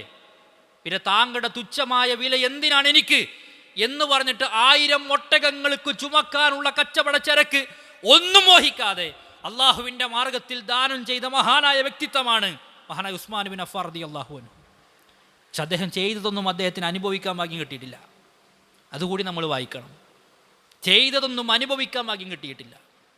83 വയസ്സ് പിന്നിട്ടപ്പോഴാണ് ഉസ്മാൻ അഫ്ഫാൻ റളിയല്ലാഹു അൻഹുവിനെ അവർ മദീനത്തെ മിമ്പറിൽ നിന്ന് ഖവാരിജികൾ വലിച്ച് താഴെയിടുന്നത്.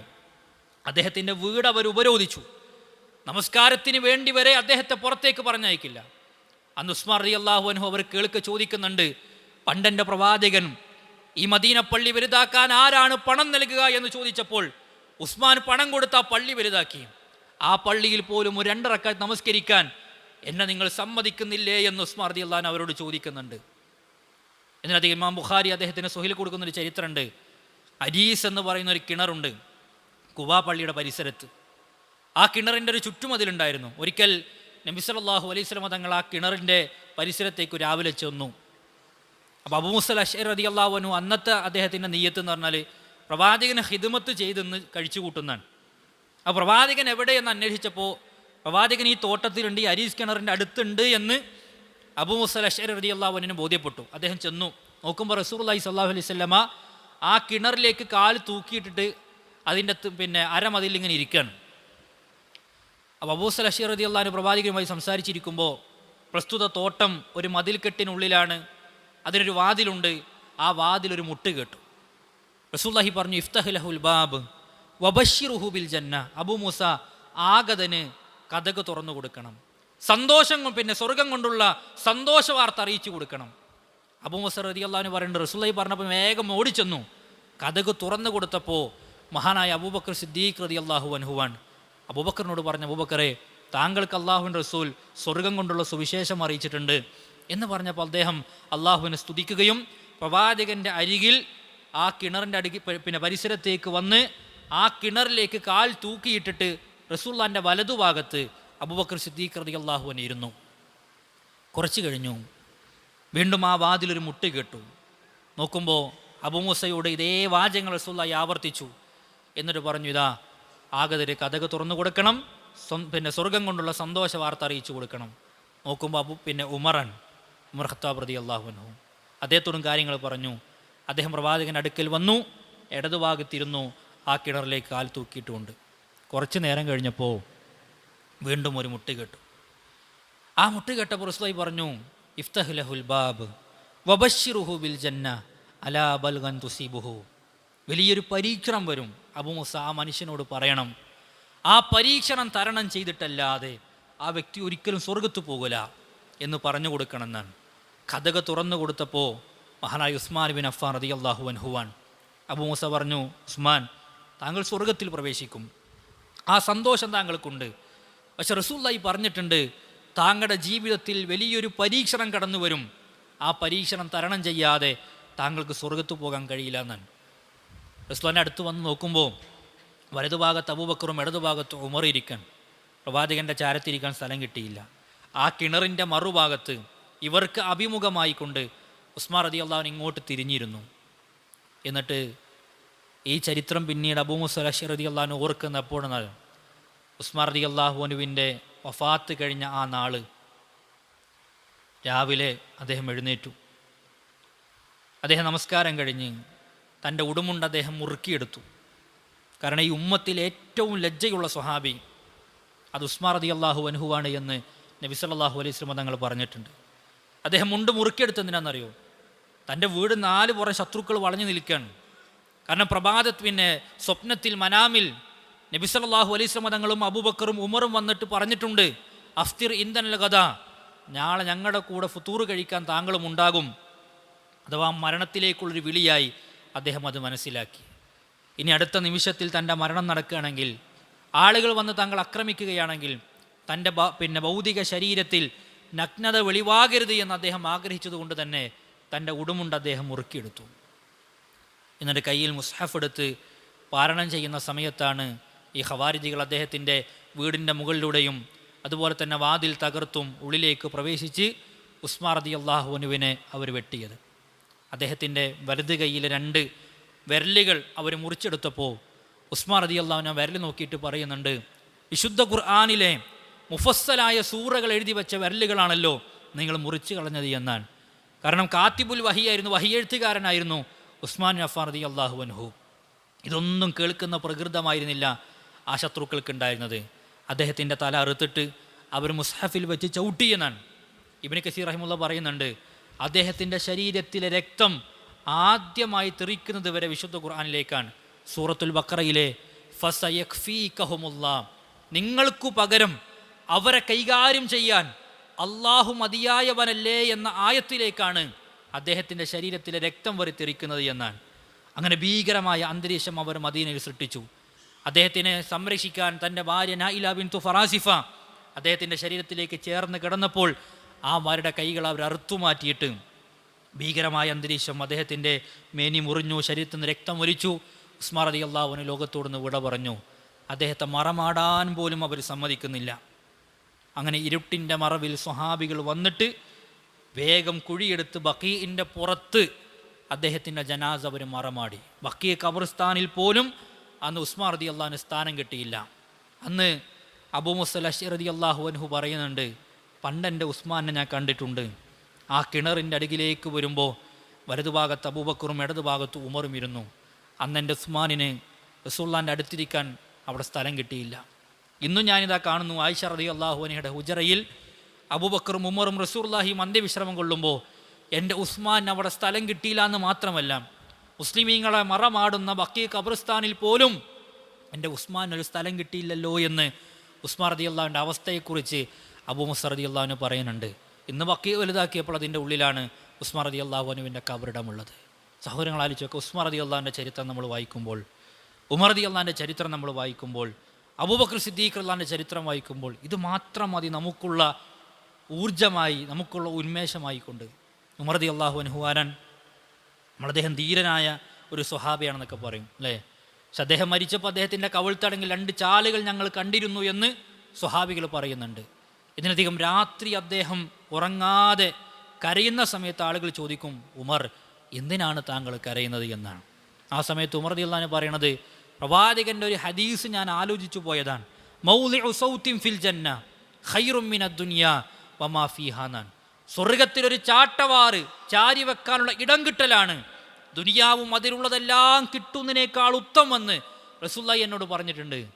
അതുകൊണ്ട് അതെനിക്ക് കിട്ടുമോയെന്ന് പേടി കൊണ്ടാണ് ഞാൻ രാത്രി കരയുന്നത് എന്നാണ്. ഒരു ദിവസം മൺകട്ട കയ്യിലെടുക്കണം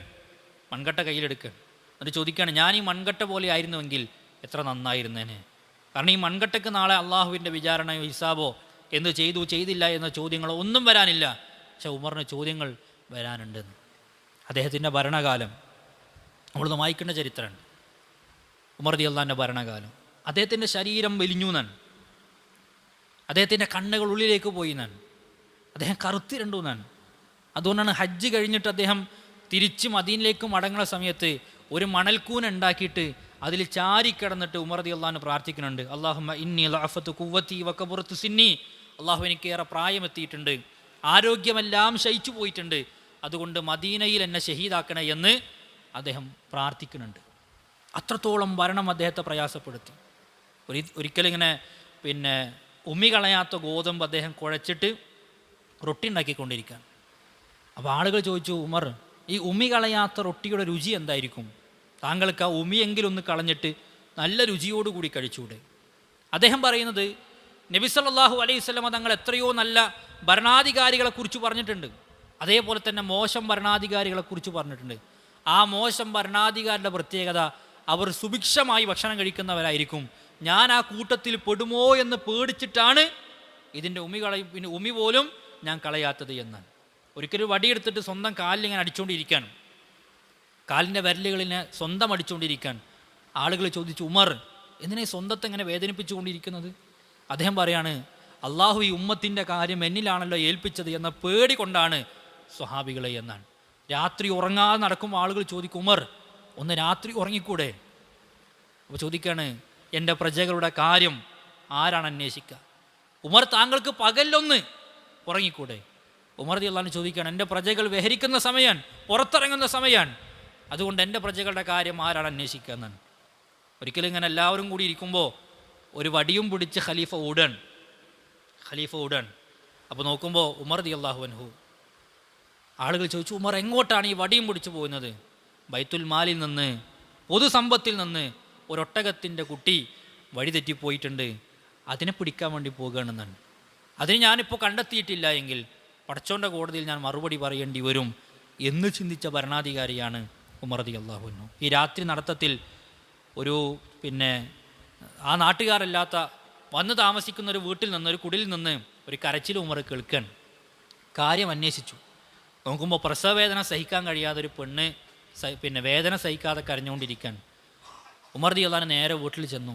അതിയായ ഹഫ്സ റളിയല്ലാഹു അൻഹയെ കൂടെ കൂട്ടിയിട്ട് പറഞ്ഞു, ഇതാ മദീന പട്ടണത്തിൻ്റെ അരികിൽ താമസിക്കുന്ന ഒരു പെണ്ണ് പ്രസവവേദന എടുത്ത് പ്രയാസപ്പെടുന്നുണ്ട്, നൊമ്പരപ്പെടുന്നുണ്ട്, നീ പോരുന്നോ സഹായിക്കാൻ എന്നാണ്.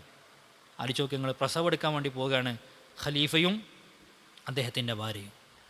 ഇവർക്ക് വേണ്ട ഭക്ഷണം ഉമർ റളിയല്ലാഹു അൻഹു മുന്നിൽ വെച്ച് പാകം ചെയ്യാൻ.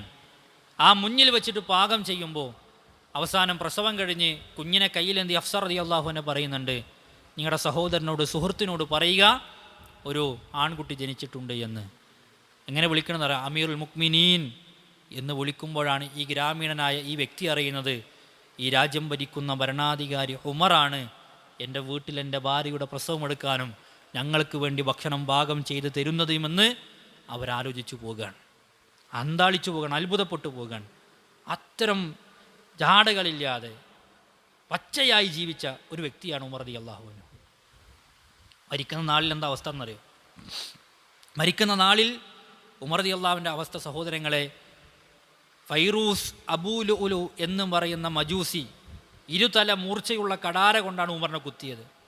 അടിവയറ്റിലേക്കും അതുപോലെ തന്നെ പൊക്കിളിന് മുകളിലേക്കും നെഞ്ചിലേക്കും 3 കുത്തികൾ കുത്തി. ഇവിടെ എന്താ നടക്കുന്നത് എന്നറിയാതെ പിന്നിലുള്ള നമസ്കരിച്ചുകൊണ്ടിരിക്കുന്ന ആളുകൾ അവർ സുബ്ഹാനല്ലാഹ് എന്ന് പറയാൻ തുടങ്ങി. ഉമർ റളിയല്ലാഹു അൻഹു മാറിയിരുന്നു. മറ്റൊരു സ്വഹാബി മുന്നിലേക്ക് വന്നു നിന്ന് നമസ്കാരം പൂർത്തീകരിച്ചു. എന്നിട്ട് ബോധം വന്നപ്പോൾ ചോദിക്കുന്നത്, നമസ്കാരത്തിൻ്റെ കാര്യം എന്തായി എന്നാണ്. അദ്ദേഹം നമസ്കാരം ഇരുന്ന് പൂർത്തീകരിച്ചിട്ട് അദ്ദേഹത്തെ ആളുകൾ വീട്ടിലേക്ക് കൊണ്ടുപോയി. എന്നിട്ട് വൈദ്യം വന്ന് പരിശോധിച്ചു. എന്നിട്ട് വൈദ്യന് പറയാൻ പേടിയുണ്ട്, ഉമറാണ്, എങ്ങനെ പ്രതികരിക്കുമെന്ന് അറിയില്ല. വൈദ്യൻ വളഞ്ഞ് മൂക്ക് പിടിച്ചിട്ട് പറഞ്ഞു, ഉമർ, താങ്കൾ പിൻഗാമിയെ കണ്ടെത്തിക്കൊള്ളുക, താങ്കൾ വസിയത്ത് കൊടുത്തുകൊള്ളുക, താങ്കൾക്ക് ഇഷ്ടമുള്ളതെല്ലാം ചോദിച്ചു കൊള്ളുക എന്നാണ്. അയ്യു ഷറാബിൻ അഹബ്ബു ഇലൈക്, താങ്കൾക്ക് ഇഷ്ടപ്പെട്ട പാനീയം എന്താണ് എന്ന് ഉമറിനോട് ചോദിക്കാൻ. മുന്തിരിച്ചാറും പാലുമാണെന്ന് പറയുമ്പോൾ അത് കുടിക്കുമ്പോൾ കെട്ടിയ തുണിക്കുള്ളിലൂടെ ആ മുന്തിരിച്ചാറും പാലും പുറത്തേക്ക് വരികയാണ്.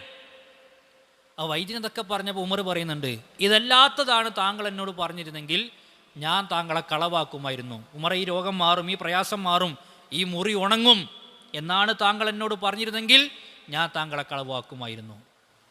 അപ്പോഴും അദ്ദേഹത്തിന് ബോധ്യമുണ്ട്, ഇത് എൻ്റെ അവസാനത്തെ നിമിഷങ്ങളാണ് എന്നാണ്. എന്നിട്ട് തൻ്റെ മുഖം എവിടെയെന്ന് അബ്ദുള്ളനോട് ചോദിക്കുന്നുണ്ട്. പറഞ്ഞു, ഉപ്പ എൻ്റെ മടിത്തട്ടിലാണ്, എൻ്റെ തുടയിലാണ് ഉപ്പയുടെ മുഖം. ആ സമയത്ത് പറയണം, എന്നെ നീ ആ മണ്ണിലേക്കൊന്ന് ചേർത്തി കിടത്ത്, എൻ്റെ മുഖത്തെ ഒന്ന് നീ നിലത്ത് വെക്ക്. ഈ ഉമറിൻ്റെ വേദന കണ്ടിട്ട് അള്ളാഹു സുബ്ഹാനഹു വ തആലയ്ക്ക് എന്നോടൊരു കാരുണ്യം തോന്നട്ടെ എന്നാണ് ഉമർ റളിയല്ലാഹു അൻഹു പറയുന്നത്. എന്നിട്ട് മകനെ വിളിച്ചിട്ട് എന്താ പറഞ്ഞെന്ന് അറിയും, മോനെ നീ ആയിഷ ബിവിയുടെ അടുക്കിലേക്ക് ചെല്ലണം, എന്നിട്ട് ഉമ്മയോട് ചോദിക്കണം അവിടെ കിടക്കാൻ സ്ഥലമുണ്ടോ എന്ന് ചോദിക്കണം. ദുനിയാവിലെ എൻ്റെ കൂട്ടുകാരാണ് അബൂബക്കറും എൻ്റെ റസൂലുള്ളാഹിയും. അവിടെ കൂടെ നാളെ ആ വീട്ടിൽ കിടക്കാനുള്ള സ്ഥലം എനിക്കുണ്ടോ എന്ന് നീ ചോദിക്കണം. അമീറുൽ മുഅ്മിനീൻ ഉമർ എന്ന് നീ പറയരുത്, ഉമർ പറഞ്ഞു എന്ന് പറഞ്ഞാൽ മതി. ഇന്ന് നിങ്ങളുടെ കാര്യം അന്വേഷിക്കാൻ, ഒന്നും ചെയ്തു തരാൻ എനിക്ക് കഴിയില്ല എന്നാണ്. മഹാനായ അബ്ദുല്ലാഹിബ്നു ഉമർ റളിയല്ലാഹു അൻഹു വീട്ടിലേക്ക് ചെല്ലുമ്പോൾ ആയിഷ റളിയല്ലാഹു അൻഹ കരഞ്ഞുകൊണ്ടിരിക്കാൻ. ആയിഷ ബി പറഞ്ഞു, എനിക്ക് വേണ്ടി മാറ്റിവെച്ച സ്ഥലമായിരുന്നു, പക്ഷെ ഉമറിന് വേണ്ടി ഞാൻ നൽകാം. കാരണം റസൂലുള്ളാഹിക്ക് അത്രത്തോളം ഇഷ്ടമായിരുന്നു ഉമറിനെ എന്നാണ്. റസൂലുള്ളാഹി പല ആവർത്തി പറയും, അന വ ഉമർ വ അബൂബക്കർ, ഞാനും എൻ്റെ ഉമറും എൻ്റെ അബൂബക്കറും അത്രത്തോളം റസൂലുള്ളാഹിക്ക് ഇഷ്ടമുള്ള ആളാണ്. അങ്ങനെ സന്തോഷ വാർത്തയുമായി അബ്ദുള്ള തിരിച്ചു വന്നു. ഉമർ റളിയല്ലാഹു അൻഹു ചോദിക്കുകയാണ്, മോനെ എന്താണ് ഉമ്മ പറഞ്ഞത് എന്നാണ്. ഉമ്മ താങ്കൾക്ക് അനുവദിച്ചിട്ടുണ്ട്, സമ്മതം അരുളിയിട്ടുണ്ട് എന്നാണ്. ആ സമയത്ത് ഉമർ റളിയല്ലാഹു അൻഹു ഒന്നുകൂടി പറയുന്നുണ്ട്, എൻ്റെ ജനാസ കൊണ്ടുപോകുമ്പോഴും നീ ചോദിക്കണം, എൻ്റെ റൂഹ് പിരിഞ്ഞാൽ ഉക്കാല ചന്തയിൽ ജനിച്ചു വളർന്ന ആ ഖത്വാബിൻ്റെ മകൻ ഉമറായി ഞാൻ മാറും. അതുകൊണ്ട് ആ ഉമറിനാണ് അവിടെ സ്ഥലം വേണ്ടത്. അതുകൊണ്ട് എന്നെ കൊണ്ടുപോകുമ്പോൾ നീ വീണ്ടും അനുവാദം ചോദിക്കണമെന്ന് പറയുന്നുണ്ട്. മരണത്തിൻ്റെ രംഗങ്ങളിൽ പലരും ഉമറിനെ കാണാൻ വേണ്ടി വന്നു. ആ സമയത്ത് ഉമറിനെ ആശ്വസിപ്പിക്കുവാൻ വേണ്ടി വന്ന ചരിത്രത്തിൽ അറിയപ്പെടുന്നൊരു സ്വഹാബിയാണ് അബ്ദുല്ലാഹിബ്നു അബ്ബാസ് റളിയല്ലാഹു അൻഹു, ഇബ്നു അബ്ബാസ് റളിയല്ലാഹു അൻഹു. അദ്ദേഹം വന്നിട്ട് പറഞ്ഞു, ഉമർ, താങ്കൾ എന്തിനാ അങ്ങനെ പ്രയാസപ്പെടുന്നത്, താങ്കൾ എന്തിനാ ഇങ്ങനെ നൊമ്പരപ്പെടുന്നത്? കാരണം ഇബ്നു അബ്ബാസ് റളിയല്ലാഹു അൻഹുവിന് ഉമർ റളിയല്ലാഹു അൻഹു നന്നായി വ്യക്തമായി അറിയാം. ചെറുപ്രായത്തിൽ പ്രവാചകൻ്റെ കൂടെ കൂടിയിട്ട് അബൂബക്കർ റളിയല്ലാഹു അൻഹുവിൻ്റെ ഭരണകാലത്തും ഉമർ റളിയല്ലാഹു അൻഹുവിൻ്റെ ഭരണകാലത്തുമെല്ലാം കൂടെ ഉണ്ടായിരുന്ന വ്യക്തിയാണ് ഇബ്നു അബ്ബാസ് റളിയല്ലാഹു അൻഹു. അദ്ദേഹം വന്നിട്ട് ഉമറിനോട് പറഞ്ഞു, ഉമർ, താങ്കൾ സന്തോഷിച്ചോളൂ, താങ്കൾ എന്തിനാ പേടിക്കണത് എന്നാണ്. റസൂലുള്ളാഹിയുടെ തിരുനാവ് കൊണ്ട് എത്ര തവണയാണ് താങ്കൾക്ക് സ്വർഗം കൊണ്ടുള്ള സുവിശേഷം അറിയിക്കപ്പെട്ടിട്ടുള്ളത് എന്ന് പറഞ്ഞപ്പോൾ ഉമർ റളിയല്ലാഹു അൻഹു തിരിച്ചു ചോദിച്ച ചോദ്യം എന്താ അറിയോ? വല്ലാഹി, അല്ലാഹു തന്നെയാണ് സത്യം, ലൗ അന്നലി മിൽ അൽ-അർളി ദഹബ ലഫ്തദൈതു ബിഹി മിൻ അദാബില്ലാ ഖബ്ല മൻ അറാ. അല്ലാഹു തന്നെയാണ് സത്യം, ഈ ഭൂലോകം നിറയെ എനിക്ക് സ്വർണ്ണം ഉണ്ടായിരുന്നുവെങ്കിൽ ലഫ്തദൈതു ബിഹി മിൻ അദാബില്ലാ ഖബ്ല മൻ അറാ, അത് അല്ലാഹുവിൻ്റെ മാർഗത്തിൽ ഞാൻ ദാനം ചെയ്യുമായിരുന്നു. അല്ലാഹുവിൻ്റെ ശിക്ഷ ഞാൻ എൻ്റെ കണ്ണിൽ കാണുന്നതിൻ്റെ മുന്നേ എന്നാണ്. എനിക്കുറപ്പാണ് അല്ലാഹു ശിക്ഷ അവിടെ ഒരുക്കി വെച്ചിട്ടുണ്ട്. അത് ഞാൻ കാണുന്നതിൻ്റെ മുന്നേ ഈ ഭൂലോകം നിറയെ സ്വർണ്ണമുണ്ടായിരുന്നുവെങ്കിൽ അത് മുഴുവൻ ഞാൻ ദാനം ചെയ്യുമായിരുന്നു എന്നാണ് അവസാന നിമിഷത്തിൽ പോലും ഉമർ റളിയല്ലാഹു അൻഹു പറയുന്നത്. ജീവിതകാലത്ത് എത്ര തവണ സ്വർഗം കേട്ടു അല്ലേ? റസൂലുള്ളാഹി സ്വല്ലല്ലാഹു അലൈഹി വസല്ലം പറഞ്ഞു, ഒരിക്കൽ മദീനത്തെ മിമ്പറിൽ നിന്ന് ബൈന അന നായിമുൻ റഅയ്തുൽ ജന്ന, സ്വഹാബത്തെ ഞാൻ ഉറങ്ങിക്കിടക്കുന്ന സമയത്ത് എൻ്റെ സ്വർഗം ഞാൻ കണ്ടു സ്വഹാബികളെ. ആ സ്വർഗത്തിൽ മനോഹരമായ ഒരു കൊട്ടാരവും ഞാൻ കണ്ടു. ആ കൊട്ടാരം കണ്ടപ്പോൾ എൻ്റെ മനസ്സിൽ ആഗ്രഹം തോന്നി ആ കൊട്ടാരത്തിലേക്കൊന്ന് പ്രവേശിക്കാൻ.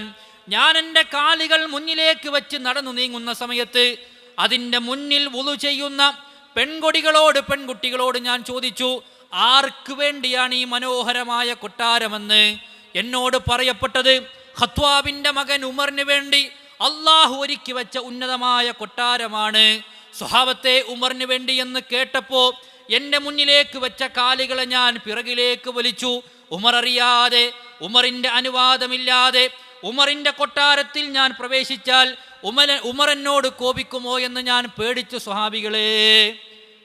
പ്രിയപ്പെട്ടവരെ, ഉമർ റളിയല്ലാഹു അൻഹു അടക്കമുള്ള സ്വഹാബികൾ ഒരുമിച്ചിരിക്കുന്ന സദസ്സിൽ പ്രവാചകൻ സല്ലല്ലാഹു അലൈഹി വസല്ലം തങ്ങൾ ഈ കാര്യം പറഞ്ഞു കൊടുത്തപ്പോൾ ആ സദസ്സിൽ നിന്ന് കേട്ടിട്ട് പ്രവാചകന്റെ അടുക്കലേക്ക് വന്ന് പൊട്ടിക്കരഞ്ഞുകൊണ്ട് ചോദിച്ചില്ലേ, അലൈക അആറു യാ റസൂലല്ലാഹ്, അല്ലാഹുവിൻ്റെ റസൂലേ, താങ്കൾ എൻ്റെ കൊട്ടാരത്തിൽ പ്രവേശിച്ചാൽ ഞാൻ താങ്കളോട് കോപിക്കുമെന്ന് താങ്കൾ വിചാരിക്കുന്നുണ്ടോ എന്ന് ചോദിച്ച് കരഞ്ഞ ഉമറാണ്. പ്രവാചകൻ്റെ തിരുനാവ് കൊണ്ട് സ്വർഗം മാത്രമല്ല, ആ സ്വർഗത്തിലൊരു കൊട്ടാരമുണ്ട് എന്ന് വരെ കേട്ടു അല്ലേ. ജീവിതകാലത്ത് ഭരണം നടത്തുമ്പോൾ ഒരു കുടുംബം ഉമറിൻ്റെ മുന്നിലേക്ക് തന്നെ പരാതിയുമായി വന്നു. എന്താ പരാതി എന്നറിയോ? യാ ഉമർ അൽ ഖൈരി ജുസീതൽ ജന്ന ഉഖ്സുബുനയ്യാതി വ ഉമ്മഹുന്ന വ കുല്ലനാമി ഫി സമാനി ജുന്ന ഉഖ്സിമു ബില്ലാഹി ലതഫഅലന്ന. കാലത്തിൻ്റെ വിപത്തിൽപ്പെട്ട് സമ്പത്തെല്ലാം നശിച്ചുപോയി ഉമറേ, വീടും പുരയിടവും തകർന്നു പോയി ഉമറേ, ഞങ്ങൾക്ക് വസ്ത്രമില്ല, പാർപ്പിടമില്ല, ഭക്ഷിക്കാനുള്ള വകയില്ല, അതുകൊണ്ട് എന്തെങ്കിലും നൽകി സഹായിക്കണം ഉമറേ. ഉമർ ചോദിച്ചു, ഞാനൊന്നും നിങ്ങൾക്ക് തന്നിട്ടില്ലെങ്കിലോ നിങ്ങൾ എന്താണ് ചെയ്യുക എന്ന് ചോദിച്ചപ്പോൾ ആ കുടുംബം പറഞ്ഞു, ഉമറേ, ഞങ്ങൾ മടങ്ങിപ്പോകുന്നതാണ്, ഞങ്ങൾ തിരിച്ചു പോകുന്നതാണ്, മൽപിടുത്തത്തിലൂടെ വാങ്ങിച്ചെടുക്കാനുള്ള കഴിവ് ഞങ്ങൾക്കില്ല, ഞങ്ങൾ പാവങ്ങളാണ്, ദുർബലരാണ്, അതുകൊണ്ട് ഞങ്ങൾ തിരിച്ചു പോകും ഉമറേ. ഉമർ ചോദിച്ചു, നിങ്ങൾ മടങ്ങിപ്പോയാൽ എന്താണ് ചെയ്യുക? ആ കുടുംബം മറുപടി പറഞ്ഞു, ഉമറേ, അള്ളാഹുവിൻ്റെ പരലോകത്ത് ഞങ്ങൾ തിരിച്ചു വരും. ഒരു മനുഷ്യൻ്റെ രഹസ്യപരസ്യ ജീവിതങ്ങളെ ഒരുപോലെ വിചാരണക്കെടുക്കുന്ന പരലോകത്തിൻ്റെ നാളിൽ ഞങ്ങൾ തിരിച്ചു വന്ന് അള്ളാഹുവിനോട് പരാതി പറയും. രാജ്യം ഭരിക്കുന്ന ഭരണാധികാരി ഉമറിനോട് ചോദിച്ചിട്ട് ഞങ്ങൾക്കൊരു വസ്ത്രം പോലും തന്നിട്ടില്ല, സ്വർഗത്തിൻ്റെയും നരകത്തിൻ്റെയും മധ്യത്തിൽ എന്നെയും എൻ്റെ കുടുംബത്തെയും കാണാമെന്ന് പറഞ്ഞപ്പോൾ ഫബക്കാ ഉമർ സ്വർഗമുണ്ട് എന്ന് കേട്ടപ്പോൾ, നരകമുണ്ട് എന്ന് കേട്ടപ്പോൾ, പരലോകത്ത് പരാതി പറയുമെന്ന് കേട്ടപ്പോൾ ഇട്ട യുദ്ധക്കുപ്പായം സ്വന്തം മകൻ്റെ കയ്യിൽ അടിച്ചു കൊടുത്ത് ഉമർ പറയുന്നുണ്ട്, മോനെ അബ്ദുള്ള, ആ കുടുംബത്തിനോട് നീ പറയണം, ഉമറിൻ്റെ കയ്യിൽ മറ്റൊന്നും വേറെ ഇല്ലാത്തത് കൊണ്ടാണ്. താടി രോമങ്ങൾ നനയുമാറ് കരഞ്ഞിട്ട് ഇട്ട യുദ്ധക്കുപ്പായം സ്വന്തം മകൻ്റെ കയ്യിൽ അദ്ദേഹം അടിച്ചു കൊടുക്കാൻ. ഇനി സഹോദരങ്ങൾ, നമ്മളെക്കുറിച്ച് ആലോചിച്ചൊക്കെ നമുക്കെന്താണ് ഉറപ്പുള്ളത്? നമ്മുടെ കർമ്മങ്ങൾ തന്നെ സ്വീകരിച്ചു എന്ന എന്ത് ഉറപ്പില്ല നമ്മളൊക്കെ ജീവിക്കുന്നത്? എന്നാൽ സ്വർഗം ഉറപ്പായിട്ട് പോലും അവർ പേടിയോടുകൂടി ജീവിതത്തെ മുന്നോട്ട് കൊണ്ടുപോയി എന്നാണ്. ഇനി ഓരോ സ്വഹാബികൾ, ഇപ്പോൾ സ്വർഗത്തിൽ 2 ചിറകുകളുമായി പറക്കുന്നൊരു വ്യക്തിനെക്കുറിച്ച് റസൂലുള്ളാഹി പറഞ്ഞു. ജാഫർ ബിൻ അബി ത്വാലിബ് റളിയല്ലാഹു അൻഹു ത്വായിറത്തുൽ ജന്ന എന്ന് അദ്ദേഹത്തെക്കുറിച്ച് പറഞ്ഞു. അദ്ദേഹം സ്വർഗത്തിൽ പറക്കാണ്, മലക്കുകളുടെ കൂടെ പറന്നടക്കാൻ. അതിന് കാരണം എന്താ അറിയോ? അദ്ദേഹം ആദ്യം ഹിജ്റ പോയത് അബസീനിയയിലേക്കാണ്. അബസീനിയയിൽ നിന്ന് അദ്ദേഹം തിരിച്ചു വന്നു മദീനയിലേക്ക്. റസൂലുള്ളാഹി സ്വല്ലല്ലാഹു അലൈഹി വസല്ലം തങ്ങളുമായി ഏറെ സാദൃശ്യമുള്ള, സാമ്യതയുള്ള, സൗന്ദര്യത്തിൻ്റെ വിഷയത്തിലും അതുപോലെ തന്നെ സ്വഭാവത്തിൻ്റെ വിഷയത്തിലും പ്രവാചകനുമായി സാദൃശ്യമുള്ള സ്വഹാബിയാണ് ജാഫർ ബിൻ അബി ത്വാലിബ് റളിയല്ലാഹു അൻഹു. അദ്ദേഹം നജാശി അടുക്കിലേക്ക് ഹിജ്റ പോയിട്ട് അദ്ദേഹം മദീനയിലേക്ക് തിരിച്ചു വരുന്നുണ്ട്. ഒരു ദിവസം റസൂലുള്ളാഹി മദീനയിൽ ഇരിക്കുമ്പോൾ 2 വാർത്ത കേട്ടു. ഒരു ഭാഗത്തിലൂടെ ഖൈബർ യുദ്ധം വിജയിച്ച് അലി റളിയല്ലാഹു അൻഹു സംഘവും മദീനയെ ലക്ഷ്യമാക്കി കൊണ്ടുവരുന്നുണ്ട്. മറുഭാഗത്തിലൂടെ ജാഫറും സംഘവും മദീനയെ ലക്ഷ്യമാക്കിക്കൊണ്ട് കടന്നു വരുന്നുണ്ട്. പ്രവാചകൻ്റെ ചുണ്ടുകളിൽ അന്ന് പുഞ്ചിരി വിടരുമ്പോൾ സ്വഹാബികൾ അന്വേഷിച്ചു, റസൂലേ എന്താണ്? റസൂലുള്ളാഹി പറയാണ്, എൻ്റെ അലിയിൻ്റെ വരവാണോ, എൻ്റെ ജാഫറിൻ്റെ വരവാണോ എനിക്ക് ഏറ്റവും കൂടുതൽ സന്തോഷമുണ്ടാക്കിയത് എന്ന് പറയാനാകുന്നില്ല എന്നാണ്. അത്രത്തോളം റസൂലുള്ളാഹി സ്നേഹിച്ചൊരു വ്യക്തിത്വമായിരുന്നു ജാഫർ ബിൻ അബി ത്വാലിബ് റളിയല്ലാഹു അൻഹു. അങ്ങനെ കാലമങ്ങ് കഴിഞ്ഞിട്ട് മുഅത്ത യുദ്ധത്തിൻ്റെ സമയമായി. ആ മുഅത്ത യുദ്ധത്തിൻ്റെ സമയത്ത് റസൂലുള്ളാഹി ഇസ്ലാമിൻ്റെ പതാക കൈകളിൽ പിടിച്ചിട്ട് പറഞ്ഞു, ഈ പതാക ഞാൻ കൊടുക്കുന്നത് മഹാനായ സെയ്ദ് ബിൻ ഹാരിസ റളിയല്ലാഹു അൻഹുവിനാണ്. 2ാമത്തെ വ്യക്തി ജാഫർ ബിൻ അബി ത്വാലിബ് റളിയല്ലാഹു അൻഹുവാൻ. 3ാമത്തെ വ്യക്തി അബ്ദുല്ലാഹിൻ റബാഹ് റളിയല്ലാഹു അൻഹുവാൻ. ഈ 3 ആളുകളുടെയും പേര് റസൂലുള്ളാഹി പ്രഖ്യാപിച്ചു. എന്നിട്ട് പ്രവാചകൻ പറഞ്ഞെന്തറിയോ? മുഅത്ത യുദ്ധത്തിൽ 1ാമത്തെ നേതാവ് സെയ്ദ് ബിൻ ഹാരിസക്ക് എന്തെങ്കിലും സംഭവിച്ചാൽ 2ാമതായി ജാഫർ പതാക ഏറ്റെടുക്കണം. ജാഫറിന് എന്തെങ്കിലും സംഭവിച്ചാൽ അബ്ദുള്ള പതാക ഏറ്റെടുക്കണം. ഇതിൻ്റെ പൊരുൾ നമുക്ക് മനസ്സിലായിട്ടില്ലെങ്കിലും 10,000-കണക്കിന് വരുന്ന ശത്രുക്കളുമായി പോരാടാൻ പോകുന്ന സൈന്യത്തിൻ്റെ നായകനോട് ഈ യുദ്ധത്തിൽ നിനക്കെന്തെങ്കിലും ഒന്ന് സംഭവിച്ചാൽ എന്ന് പറഞ്ഞാൽ സ്വന്തം മരണമാണ് എന്ന് സ്വഹാബികൾ തിരിച്ചറിഞ്ഞു. ഒരു മൂലയിൽ നിന്ന് ഒരു സ്വഹാബി ഓടി വന്നിട്ട് റസൂലിനെ കൈ പിടിച്ചിട്ട് പറഞ്ഞു, റസൂലേ, സെയ്ദിന് മുന്നേ എന്നെ നേതാവാക്കണം. ആ ശബ്ദം ആരുടേതാണ്? ജാഫർ റളിയല്ലാഹു അൻഹുവാൻ. സെയ്ദിന് മുന്നേ സ്വർഗത്തിൽ പോകാനുള്ള ആഗ്രഹം, സ്വർഗം അദ്ദേഹം കൊതിച്ചു.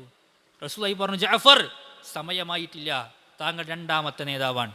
ആ ഇസ്ലാമിൻ്റെ പതാക കൈകളിൽ കൊടുക്കുമ്പോൾ റസൂലുള്ളാഹി പറഞ്ഞ വാക്ക് വ ഇൻ ഖുതില സെയ്ദുൻ, സെയ്ദ് കൊല്ലപ്പെട്ടാൽ. ആ പ്രയോഗം തന്നെ റസൂലുള്ളാഹി നടത്തി. മരണത്തിൻ്റെ ഡേറ്റ് കയ്യിലേക്ക് എഴുതി വാങ്ങിപ്പോകും പോലെ, അല്ലേ? മരണത്തിൻ്റെ ഡേറ്റ് തീയതി കയ്യിൽ എഴുതി വാങ്ങിപ്പോകും പോലെ അവർ പുറപ്പെട്ടു. സന്തോഷത്തിനല്ല, ആഹ്ലാദത്തിനല്ല, ആഘോഷങ്ങൾക്കല്ല. ജീവിതത്തിൽ പ്രിയപ്പെട്ടവരെ മരണം ഉറപ്പിച്ച സ്വഹാബത്ത് ഇറങ്ങി പുറപ്പെടാൻ. പ്രവാചകനും ഒരു പറ്റം സ്വഹാബികളും മദീനത്തെ മിമ്പറിലുണ്ട്, മദീനത്തെ പള്ളിയിലുണ്ട്. റസൂലുള്ളാഹി മിമ്പറിൽ കയറിയിട്ട് അവിടെ നടക്കുന്ന എല്ലാ കാര്യങ്ങളും തത്സമയം സ്വഹാബത്തിന് വിശദീകരിച്ചു കൊടുത്തു. അത് റസൂലുള്ളാഹി സ്വല്ലല്ലാഹു അലൈഹി വസല്ലം തങ്ങളുടെ മുഇസത്തായിരുന്നു. എന്നിട്ട് പറഞ്ഞു, 2 സംഘങ്ങളും എത്തി. എന്നെ സെയ്ദ് പതാക ഏറ്റെടുത്ത് മുന്നോട്ട് പോവുകയാണ്. അദ്ദേഹത്തിന് പോരാടാൻ കഴിയാതെ ശത്രുക്കൾ അദ്ദേഹത്തെ വധിച്ചു കളഞ്ഞു എന്ന് പറഞ്ഞ് സെയ്ദ് റളിയല്ലാഹുവിൻ്റെ കാര്യങ്ങൾ റസൂലുള്ളാഹി വിശദീകരിച്ചു. എന്നിട്ട് പറഞ്ഞു, എൻ്റെ ജാഫർ പതാക ഏറ്റെടുത്തു. പ്രവാചകൻ സല്ലല്ലാഹു അലൈഹി വസല്ലം തങ്ങളുടെ പിതൃവ്യ പുത്രനാണ് ജാഫർ റളിയല്ലാഹു അൻഹു. എൻ്റെ ജാഫർ പതാക ഏറ്റെടുത്ത് ശക്തമായി പോരാടിക്കൊണ്ടിരിക്കുകയാണ്. അപ്പോഴാണ് കാളക്കൂറ്റന്മാരെ പോലെ ശത്രു സംഘം പാഞ്ഞു വന്ന് ജാഫറിൻ്റെ വലത് കൈ അവർ മുറിച്ചു കളഞ്ഞത്. ഇടത് കൈയിലേക്ക് പതാക ചേർത്ത് പിടിച്ചപ്പോൾ ആ ഇടത് കൈയും അദ്ദേഹം ശത്രുക്കൾ മുറിച്ചു കളഞ്ഞു. അദ്ദേഹം നെഞ്ചിലേക്ക് വെച്ചു, കഴുത്തിൽ കുത്തി. ആ ചങ്കിൽ കുത്തിയപ്പോൾ അദ്ദേഹത്തിൻ്റെ ജീവൻ അവസാനിച്ചു. അലി റളിയല്ലാഹു അൻഹു മറ്റും പറയുന്നുണ്ട്, ജാഫർ റളിയല്ലാഹു അൻഹുവിനെ ഞങ്ങൾ യുദ്ധത്തിൽ കണ്ടിരുന്നു. യുദ്ധം കഴിഞ്ഞ് നോക്കുമ്പോൾ 55ഓളം വരുന്ന മുറിവുകളെല്ലാം അദ്ദേഹത്തിൻ്റെ മുൻഭാഗത്തായിരുന്നു എന്നാണ്.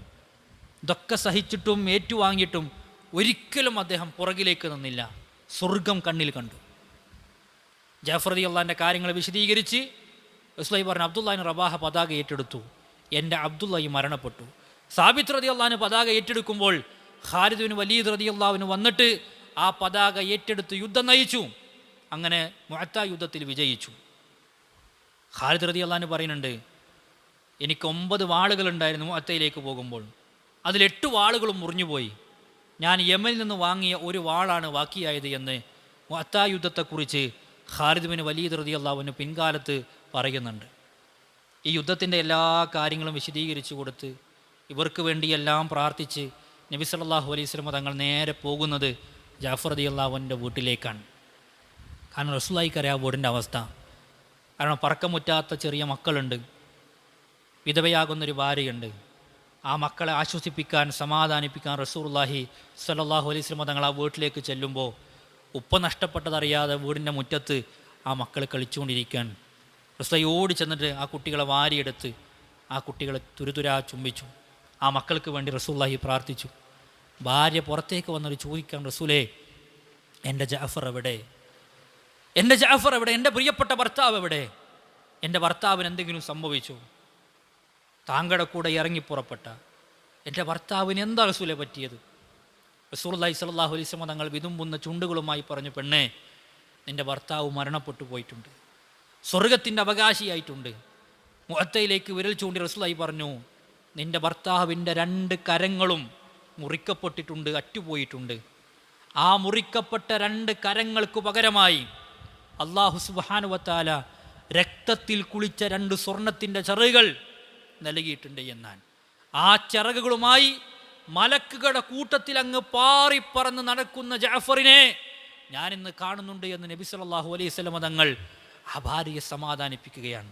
പ്രിയപ്പെട്ടവരെ, മലക്കുകളുടെ കൂടെ പാറിപ്പറന്ന് നടക്കുകയാണ് ജാഫർ റളിയല്ലാഹു അൻഹു. പ്രവാചകൻ സല്ലല്ലാഹു അലൈഹി വസല്ലം തങ്ങളുടെ പള്ളിയിലെ 1ാമത്തെ സ്വഫുങ്ങൾ എടുത്തു നോക്കി. അതിൽ കണ്ണ് കാണാത്ത മനുഷ്യന്മാരുണ്ട്, കൈയറ്റുപോയവരുണ്ട്, വെച്ച് കെട്ടിയ മുറിവുള്ളവരുണ്ട്. എന്തെല്ലാം ത്യാഗങ്ങൾ അള്ളാഹുവിൻ്റെ മാർഗത്തിൽ അവർ സഹിക്കേണ്ടി വന്നു. സ്വന്തം വീട് വിട്ടിട്ട് അബൂ ദർദ റളിയല്ലാഹു അൻഹു വീട് ഒഴിവാക്കി. എന്തേ കാരണം എന്നറിയോ? ഒരു യത്തീം കുട്ടി ഉണ്ടായിരുന്നു. ആ യത്തീം കുട്ടിക്ക് വേണ്ടിയിട്ട് ഒരു ഈത്തപ്പന മരം വാങ്ങിച്ചു കൊടുക്കുന്നവന് സ്വർഗമുണ്ട് എന്ന് റസൂലുള്ളാഹി വാഗ്ദാനം ചെയ്തു. അദ്ദേഹം നേരെ ചെന്നു ആ ജൂതൻ്റെ അടുക്കിലേക്ക്. എന്നിട്ട് പറഞ്ഞു, നിങ്ങളുടെ ആ ഈത്തപ്പന മരം എനിക്ക് നൽകണം.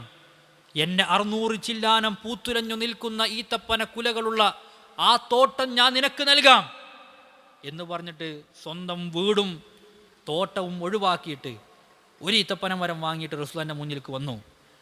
റസൂലുള്ളാഹിനെ ചോദിക്കണം, എന്താ റസൂലേ, ഇനി പറ, എനിക്ക് സ്വർഗത്തിൽ ഈത്തപ്പന മരങ്ങളുണ്ടോ, തോട്ടമുണ്ടോ എന്നാൽ. ഉഹുദിൽ അദ്ദേഹം മരിച്ചു. റസൂലുള്ളാഹി അദ്ദേഹത്തിൻ്റെ തലയെടുത്ത് മടിയിൽ വെച്ചു. എന്നിട്ട് പറഞ്ഞു, അബൂ ദർദ, എത്ര നല്ല കച്ചവടം നടത്തിയിട്ടാണ് നീ പോയത്, നിൻ്റെ സ്വർഗത്തിലെ ഈത്തപ്പന മരങ്ങളിതാ ഞാൻ ഇന്ന് നോക്കിക്കാണുന്നു എന്ന് നബി സല്ലല്ലാഹു അലൈഹി വസല്ലം തങ്ങൾ പറയുന്നുണ്ട്. അങ്ങനെ സ്വന്തം ജീവിതം അള്ളാഹുവിൻ്റെ മാർഗത്തിൽ കൊടുക്കാൻ, ശരീരം കൊടുക്കാൻ, രക്തം കൊടുക്കാൻ, ജീവൻ കൊടുക്കാൻ, സമ്പത്ത് കൊടുക്കാൻ ഒരു മടിയുമില്ലാത്ത ആളുകളാണ് പ്രിയപ്പെട്ടവരെ സ്വഹാബത്ത്.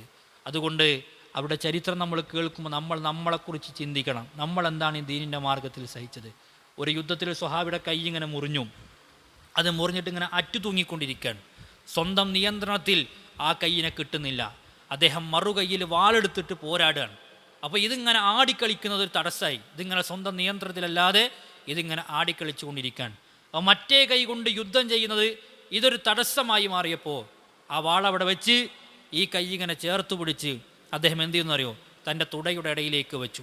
എന്നിട്ട് ആ തുട കൂട്ടിപ്പിടിച്ചിട്ട് ആ കൈ അങ്ങോട്ട് പറിച്ചു മാറ്റി. നമ്മളെപ്പോലെ രക്തമുള്ള, മജ്ജയുള്ള, മാംസമുള്ള, വേദനയുള്ള, കണ്ണുനീരുള്ള പച്ചയായ മനുഷ്യനാണ്. എന്നിട്ട് മറുകൈ കൊണ്ട് അവർ യുദ്ധം ചെയ്തു എന്നാണ്. സെയ്ദ് ബിൻ ദസിന്ന റളിയല്ലാഹു അൻഹുവിനെ തനഈം കുന്നിലേക്ക് കയറ്റാൻ, കുരിശിൽ തറക്കുമെന്ന് പറയാൻ, ശരീരത്തിൽ നിന്ന് ഓരോ മാംസങ്ങൾ ഇങ്ങനെ മുറിച്ചെടുത്തിട്ട് കാണിച്ചു കൊടുക്കുകയാണ്. ഇപ്പോഴെങ്കിലും മാറാൻ തയ്യാറുണ്ടെന്നാണ്. മാംസം മുറിച്ചെടുത്തിട്ട് കാണിച്ചു കൊടുത്തിട്ട് രക്തമൊലിക്കുന്ന മാംസം കണ്ടിട്ട് പോലും ഒരു നിലക്കും പതറാത്ത ആളുകൾ. എന്തേ കാരണം? സ്വർഗം കിട്ടണം എന്ന ആഗ്രഹത്തോടു കൂടി അവർ മുന്നോട്ട് പോയി. ഇനി സഹോദരങ്ങളെ, ഇവിധം നമ്മൾ പറയുകയാണെങ്കിൽ സ്വഹാബികളുടെ ചരിത്രം ഒരിക്കലും തീരില്ല. അതുകൊണ്ടാണ് അല്ലാഹു സുബ്ഹാനഹു വ തആല അവർക്കെല്ലാവർക്കും കുല്ലം വഅദല്ലാഹുൽ ഹുസ്ന, അവർക്കെല്ലാവർക്കും നല്ലതുണ്ട് എന്ന് പറയാനുള്ള കാരണം. അതുകൊണ്ട് ആ സ്വഹാബികളെക്കുറിച്ച് നമ്മൾ പഠിക്കണം, നമ്മൾ വായിക്കണം. അവരുടെ ചരിത്രങ്ങൾ പഠിക്കുന്ന ആളുകളായി നമ്മൾ മാറി അതിന് ഗുണപാഠം ഉൾക്കൊള്ളാൻ നമുക്ക് കഴിയണം. അല്ലാഹു സുബ്ഹാനഹു വ തആല അതിനുള്ള തൗഫീക്ക് നമുക്കെല്ലാം നൽകി നമ്മയെല്ലാം അനുഗ്രഹിക്കുമാറാവട്ടെ. സഹോദരങ്ങളെ, സമയത്തിൻ്റെ പരിമിതി കൊണ്ട് ഏതാനും ചില ചരിത്രങ്ങളിലൂടെ നിങ്ങളുടെ ശ്രദ്ധ കൊണ്ടുപോയി എന്ന് മാത്രം. ധാരാളമായി നമുക്ക് ഓൺലൈൻ മീഡിയകളിലൂടെ ഇത്തരം ക്ലാസ്സുകളും അതുപോലെ തന്നെ സ്വഹാബികളുടെ ചരിത്രം, ഖുലഫാ റാഷിദീങ്ങളുടെ ചരിത്രം, ഇതൊക്കെ വായിക്കുമ്പോഴും പഠിക്കുമ്പോഴുമാണ് നമ്മളെവിടെ എത്തി നിൽക്കുന്നു, നമുക്കെന്താണ് ഇനി സഞ്ചരിക്കാനുള്ള വഴികൾ എന്ന് നമുക്ക് ബോധ്യപ്പെടാം. മരണപ്പെടുമ്പോൾ പോലും പല ആളുകളും പറഞ്ഞത് ഞങ്ങൾക്കിനി യാത്ര ചെയ്യാനുണ്ട് എന്നാണ്. അബൂ ഹുറൈറ റളിയല്ലാഹു അൻഹു പോലെയുള്ള ആളുകൾ, ഞങ്ങൾക്കിനിയും ഒരുപാട് യാത്ര ചെയ്യാനുണ്ട് എന്ന് പറഞ്ഞ ആളുകൾ. മുആദ് ബിൻ ജബൽ റളിയല്ലാഹുവിൻ്റെ മരണം കോളറ ബാധിച്ചുകൊണ്ടാണ്. അദ്ദേഹം റസൂലുള്ളാഹി സ്വല്ലല്ലാഹു അലൈഹി വസല്ലം തങ്ങൾ തൃപ്തിപ്പെട്ട് പറഞ്ഞയച്ചാണ് യമനിലേക്ക്. എന്നിട്ട് അദ്ദേഹം കോളറ ബാധിച്ച് മരണപ്പെടാൻ പോകുന്ന നിമിഷത്തിൽ ആളുകൾ വന്നിട്ട് അദ്ദേഹത്തെ ആശ്വസിപ്പിക്കുന്നുണ്ട്. ആ സമയത്ത് അദ്ദേഹം ചോദിക്കുകയാണ്, ഉൻദുറു ഹൽ അസ്ബഹ സ്വബാഹ്, നേരം വെളുത്തോ എന്ന് നിങ്ങൾ നോക്ക്.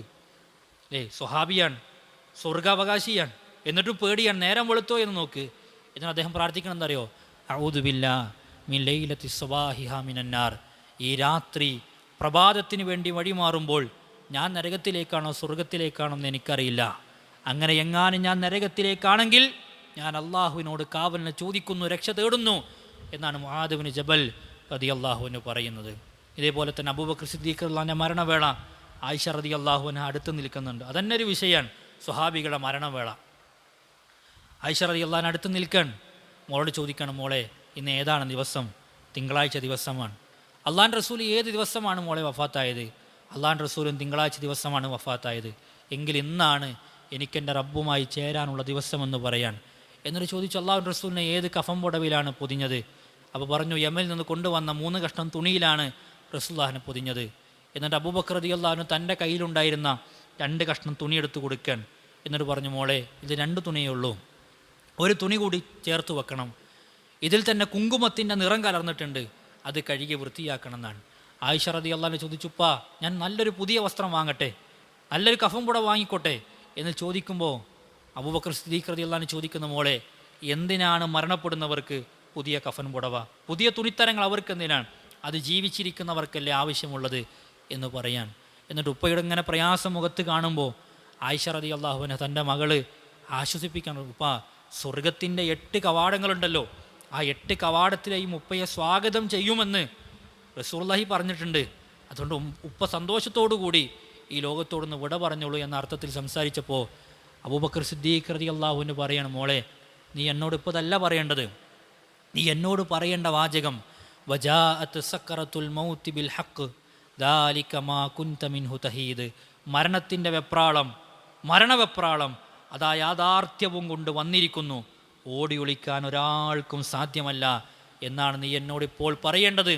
അതുകൊണ്ട് ഉപ്പയുടെ മരണത്തെക്കുറിച്ചാണ് നീ ഓർമ്മപ്പെടുത്തേണ്ടത്. ആ വെപ്രാളം വന്നു എന്നാണ് എന്നെ ബോധ്യപ്പെടുത്തേണ്ടത് എന്ന് മകളെ തിരുത്തി കൊടുക്കുകയാണ് മഹാനായ അബൂബക്കർ സിദ്ദീഖ് റളിയല്ലാഹു അൻഹു. ഇவ்விധം സഹോദരങ്ങളെ വിശാലമായി കിടക്കുന്നൊരു വിഷയമാണ്. പഠിക്കണം, വായിക്കണമെന്നുകൂടി ഓർമ്മപ്പെടുത്തിക്കൊണ്ട് ഞാൻ എൻ്റെ വാക്കുകൾ അവസാനിപ്പിക്കുന്നു. അല്ലാഹു സുബ്ഹാനഹു വ തആല എല്ലാ നന്മകൾക്കും നമ്മയെല്ലാം സാക്ഷിയാക്കുമാറാകട്ടെ. ആ സ്വഹാബികളുടെ കൂട്ടത്തിൽ അല്ലാഹു നാളെ സ്വർഗ്ഗത്തിൽ നമ്മയെല്ലാം ഉൾപ്പെടുത്തി അനുഗ്രഹിക്കുമാറാവട്ടെ. കൂട്ടത്തിൽ നമ്മുടെ ജാമ്യയുടെ പിരിവ് നമുക്ക് എല്ലാവർക്കും അറിയാം. ജാമ്യനെക്കുറിച്ച് പരിചയപ്പെടുത്തേണ്ട ആവശ്യം ഇരിക്കുന്ന ആരോടുമില്ല. നമ്മുടെ സഹായങ്ങൾ കൊണ്ടാണ് അൽഹംദുലില്ലാഹ് അത് ഇതുവരെ അള്ളാഹുവിൻ്റെ തൗഫീഖ് കൊണ്ട് മുന്നോട്ട് പോയിക്കൊണ്ടിരിക്കുന്നത്. അതുകൊണ്ട് നമ്മളൊരു വിഹിതം ഈ റമളാനിൽ നമ്മളെ ഏൽപ്പിക്കാൻ ഒരിക്കലും മറന്നു പോകരുത് എന്ന് സൂചിപ്പിക്കുകയാണ്.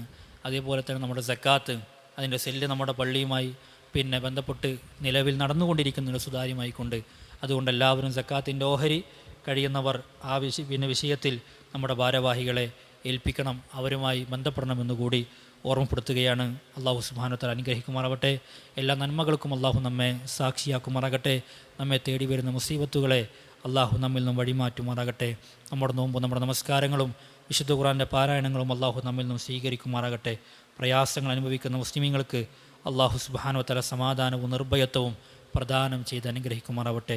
ഫലസ്തീനിൽ, സിറിയയിൽ ഒരുപാട് ക്ലേശങ്ങൾ അനുഭവിക്കുന്ന നമ്മുടെ സഹോദരങ്ങൾ അല്ലാഹു സുബ്ഹാനഹു വ തആല അവർക്ക് നഷ്ടപ്പെട്ടതിനേക്കാൾ ഉത്തമമായതിനെ രണ്ട് ലോകത്തും പകരം കൊടുക്കുമാറാകട്ടെ. റബ്ബനാ ആതിനാ ഫിദ്ദുനിയ ഹസന വഫിൽ ആഖിറതി ഹസനത വഖിനാ അദാബന്നാർ. റബ്ബനാ തഖബ്ബൽ മിന്നാ ഇന്നക അൻതസ് സമീഉൽ അലീം വതുബ് അലൈനാ ഇന്നക അൻതത് തവ്വാബുർ റഹീം. ആമീൻ ആമീൻ ബിറഹ്മതിക യാ അർഹമർ റഹീമീൻ. സ്വല്ലല്ലാഹു അലാ നബിയിനാ മുഹമ്മദിൻ വഅലാ ആലിഹി വസഹ്ബിഹി അജ്മഈൻ. സുബ്ഹാനകല്ലാഹുമ്മ ബിഹംദിക അഷ്ഹദു അൻ ലാ ഇലാഹ ഇല്ലാ അൻത അസ്തഗ്ഫിറുക വഅതൂബു ഇലൈക്. വസ്സലാമു അലൈക്കും വറഹ്മത്തുള്ളാഹി വബറകാതുഹു.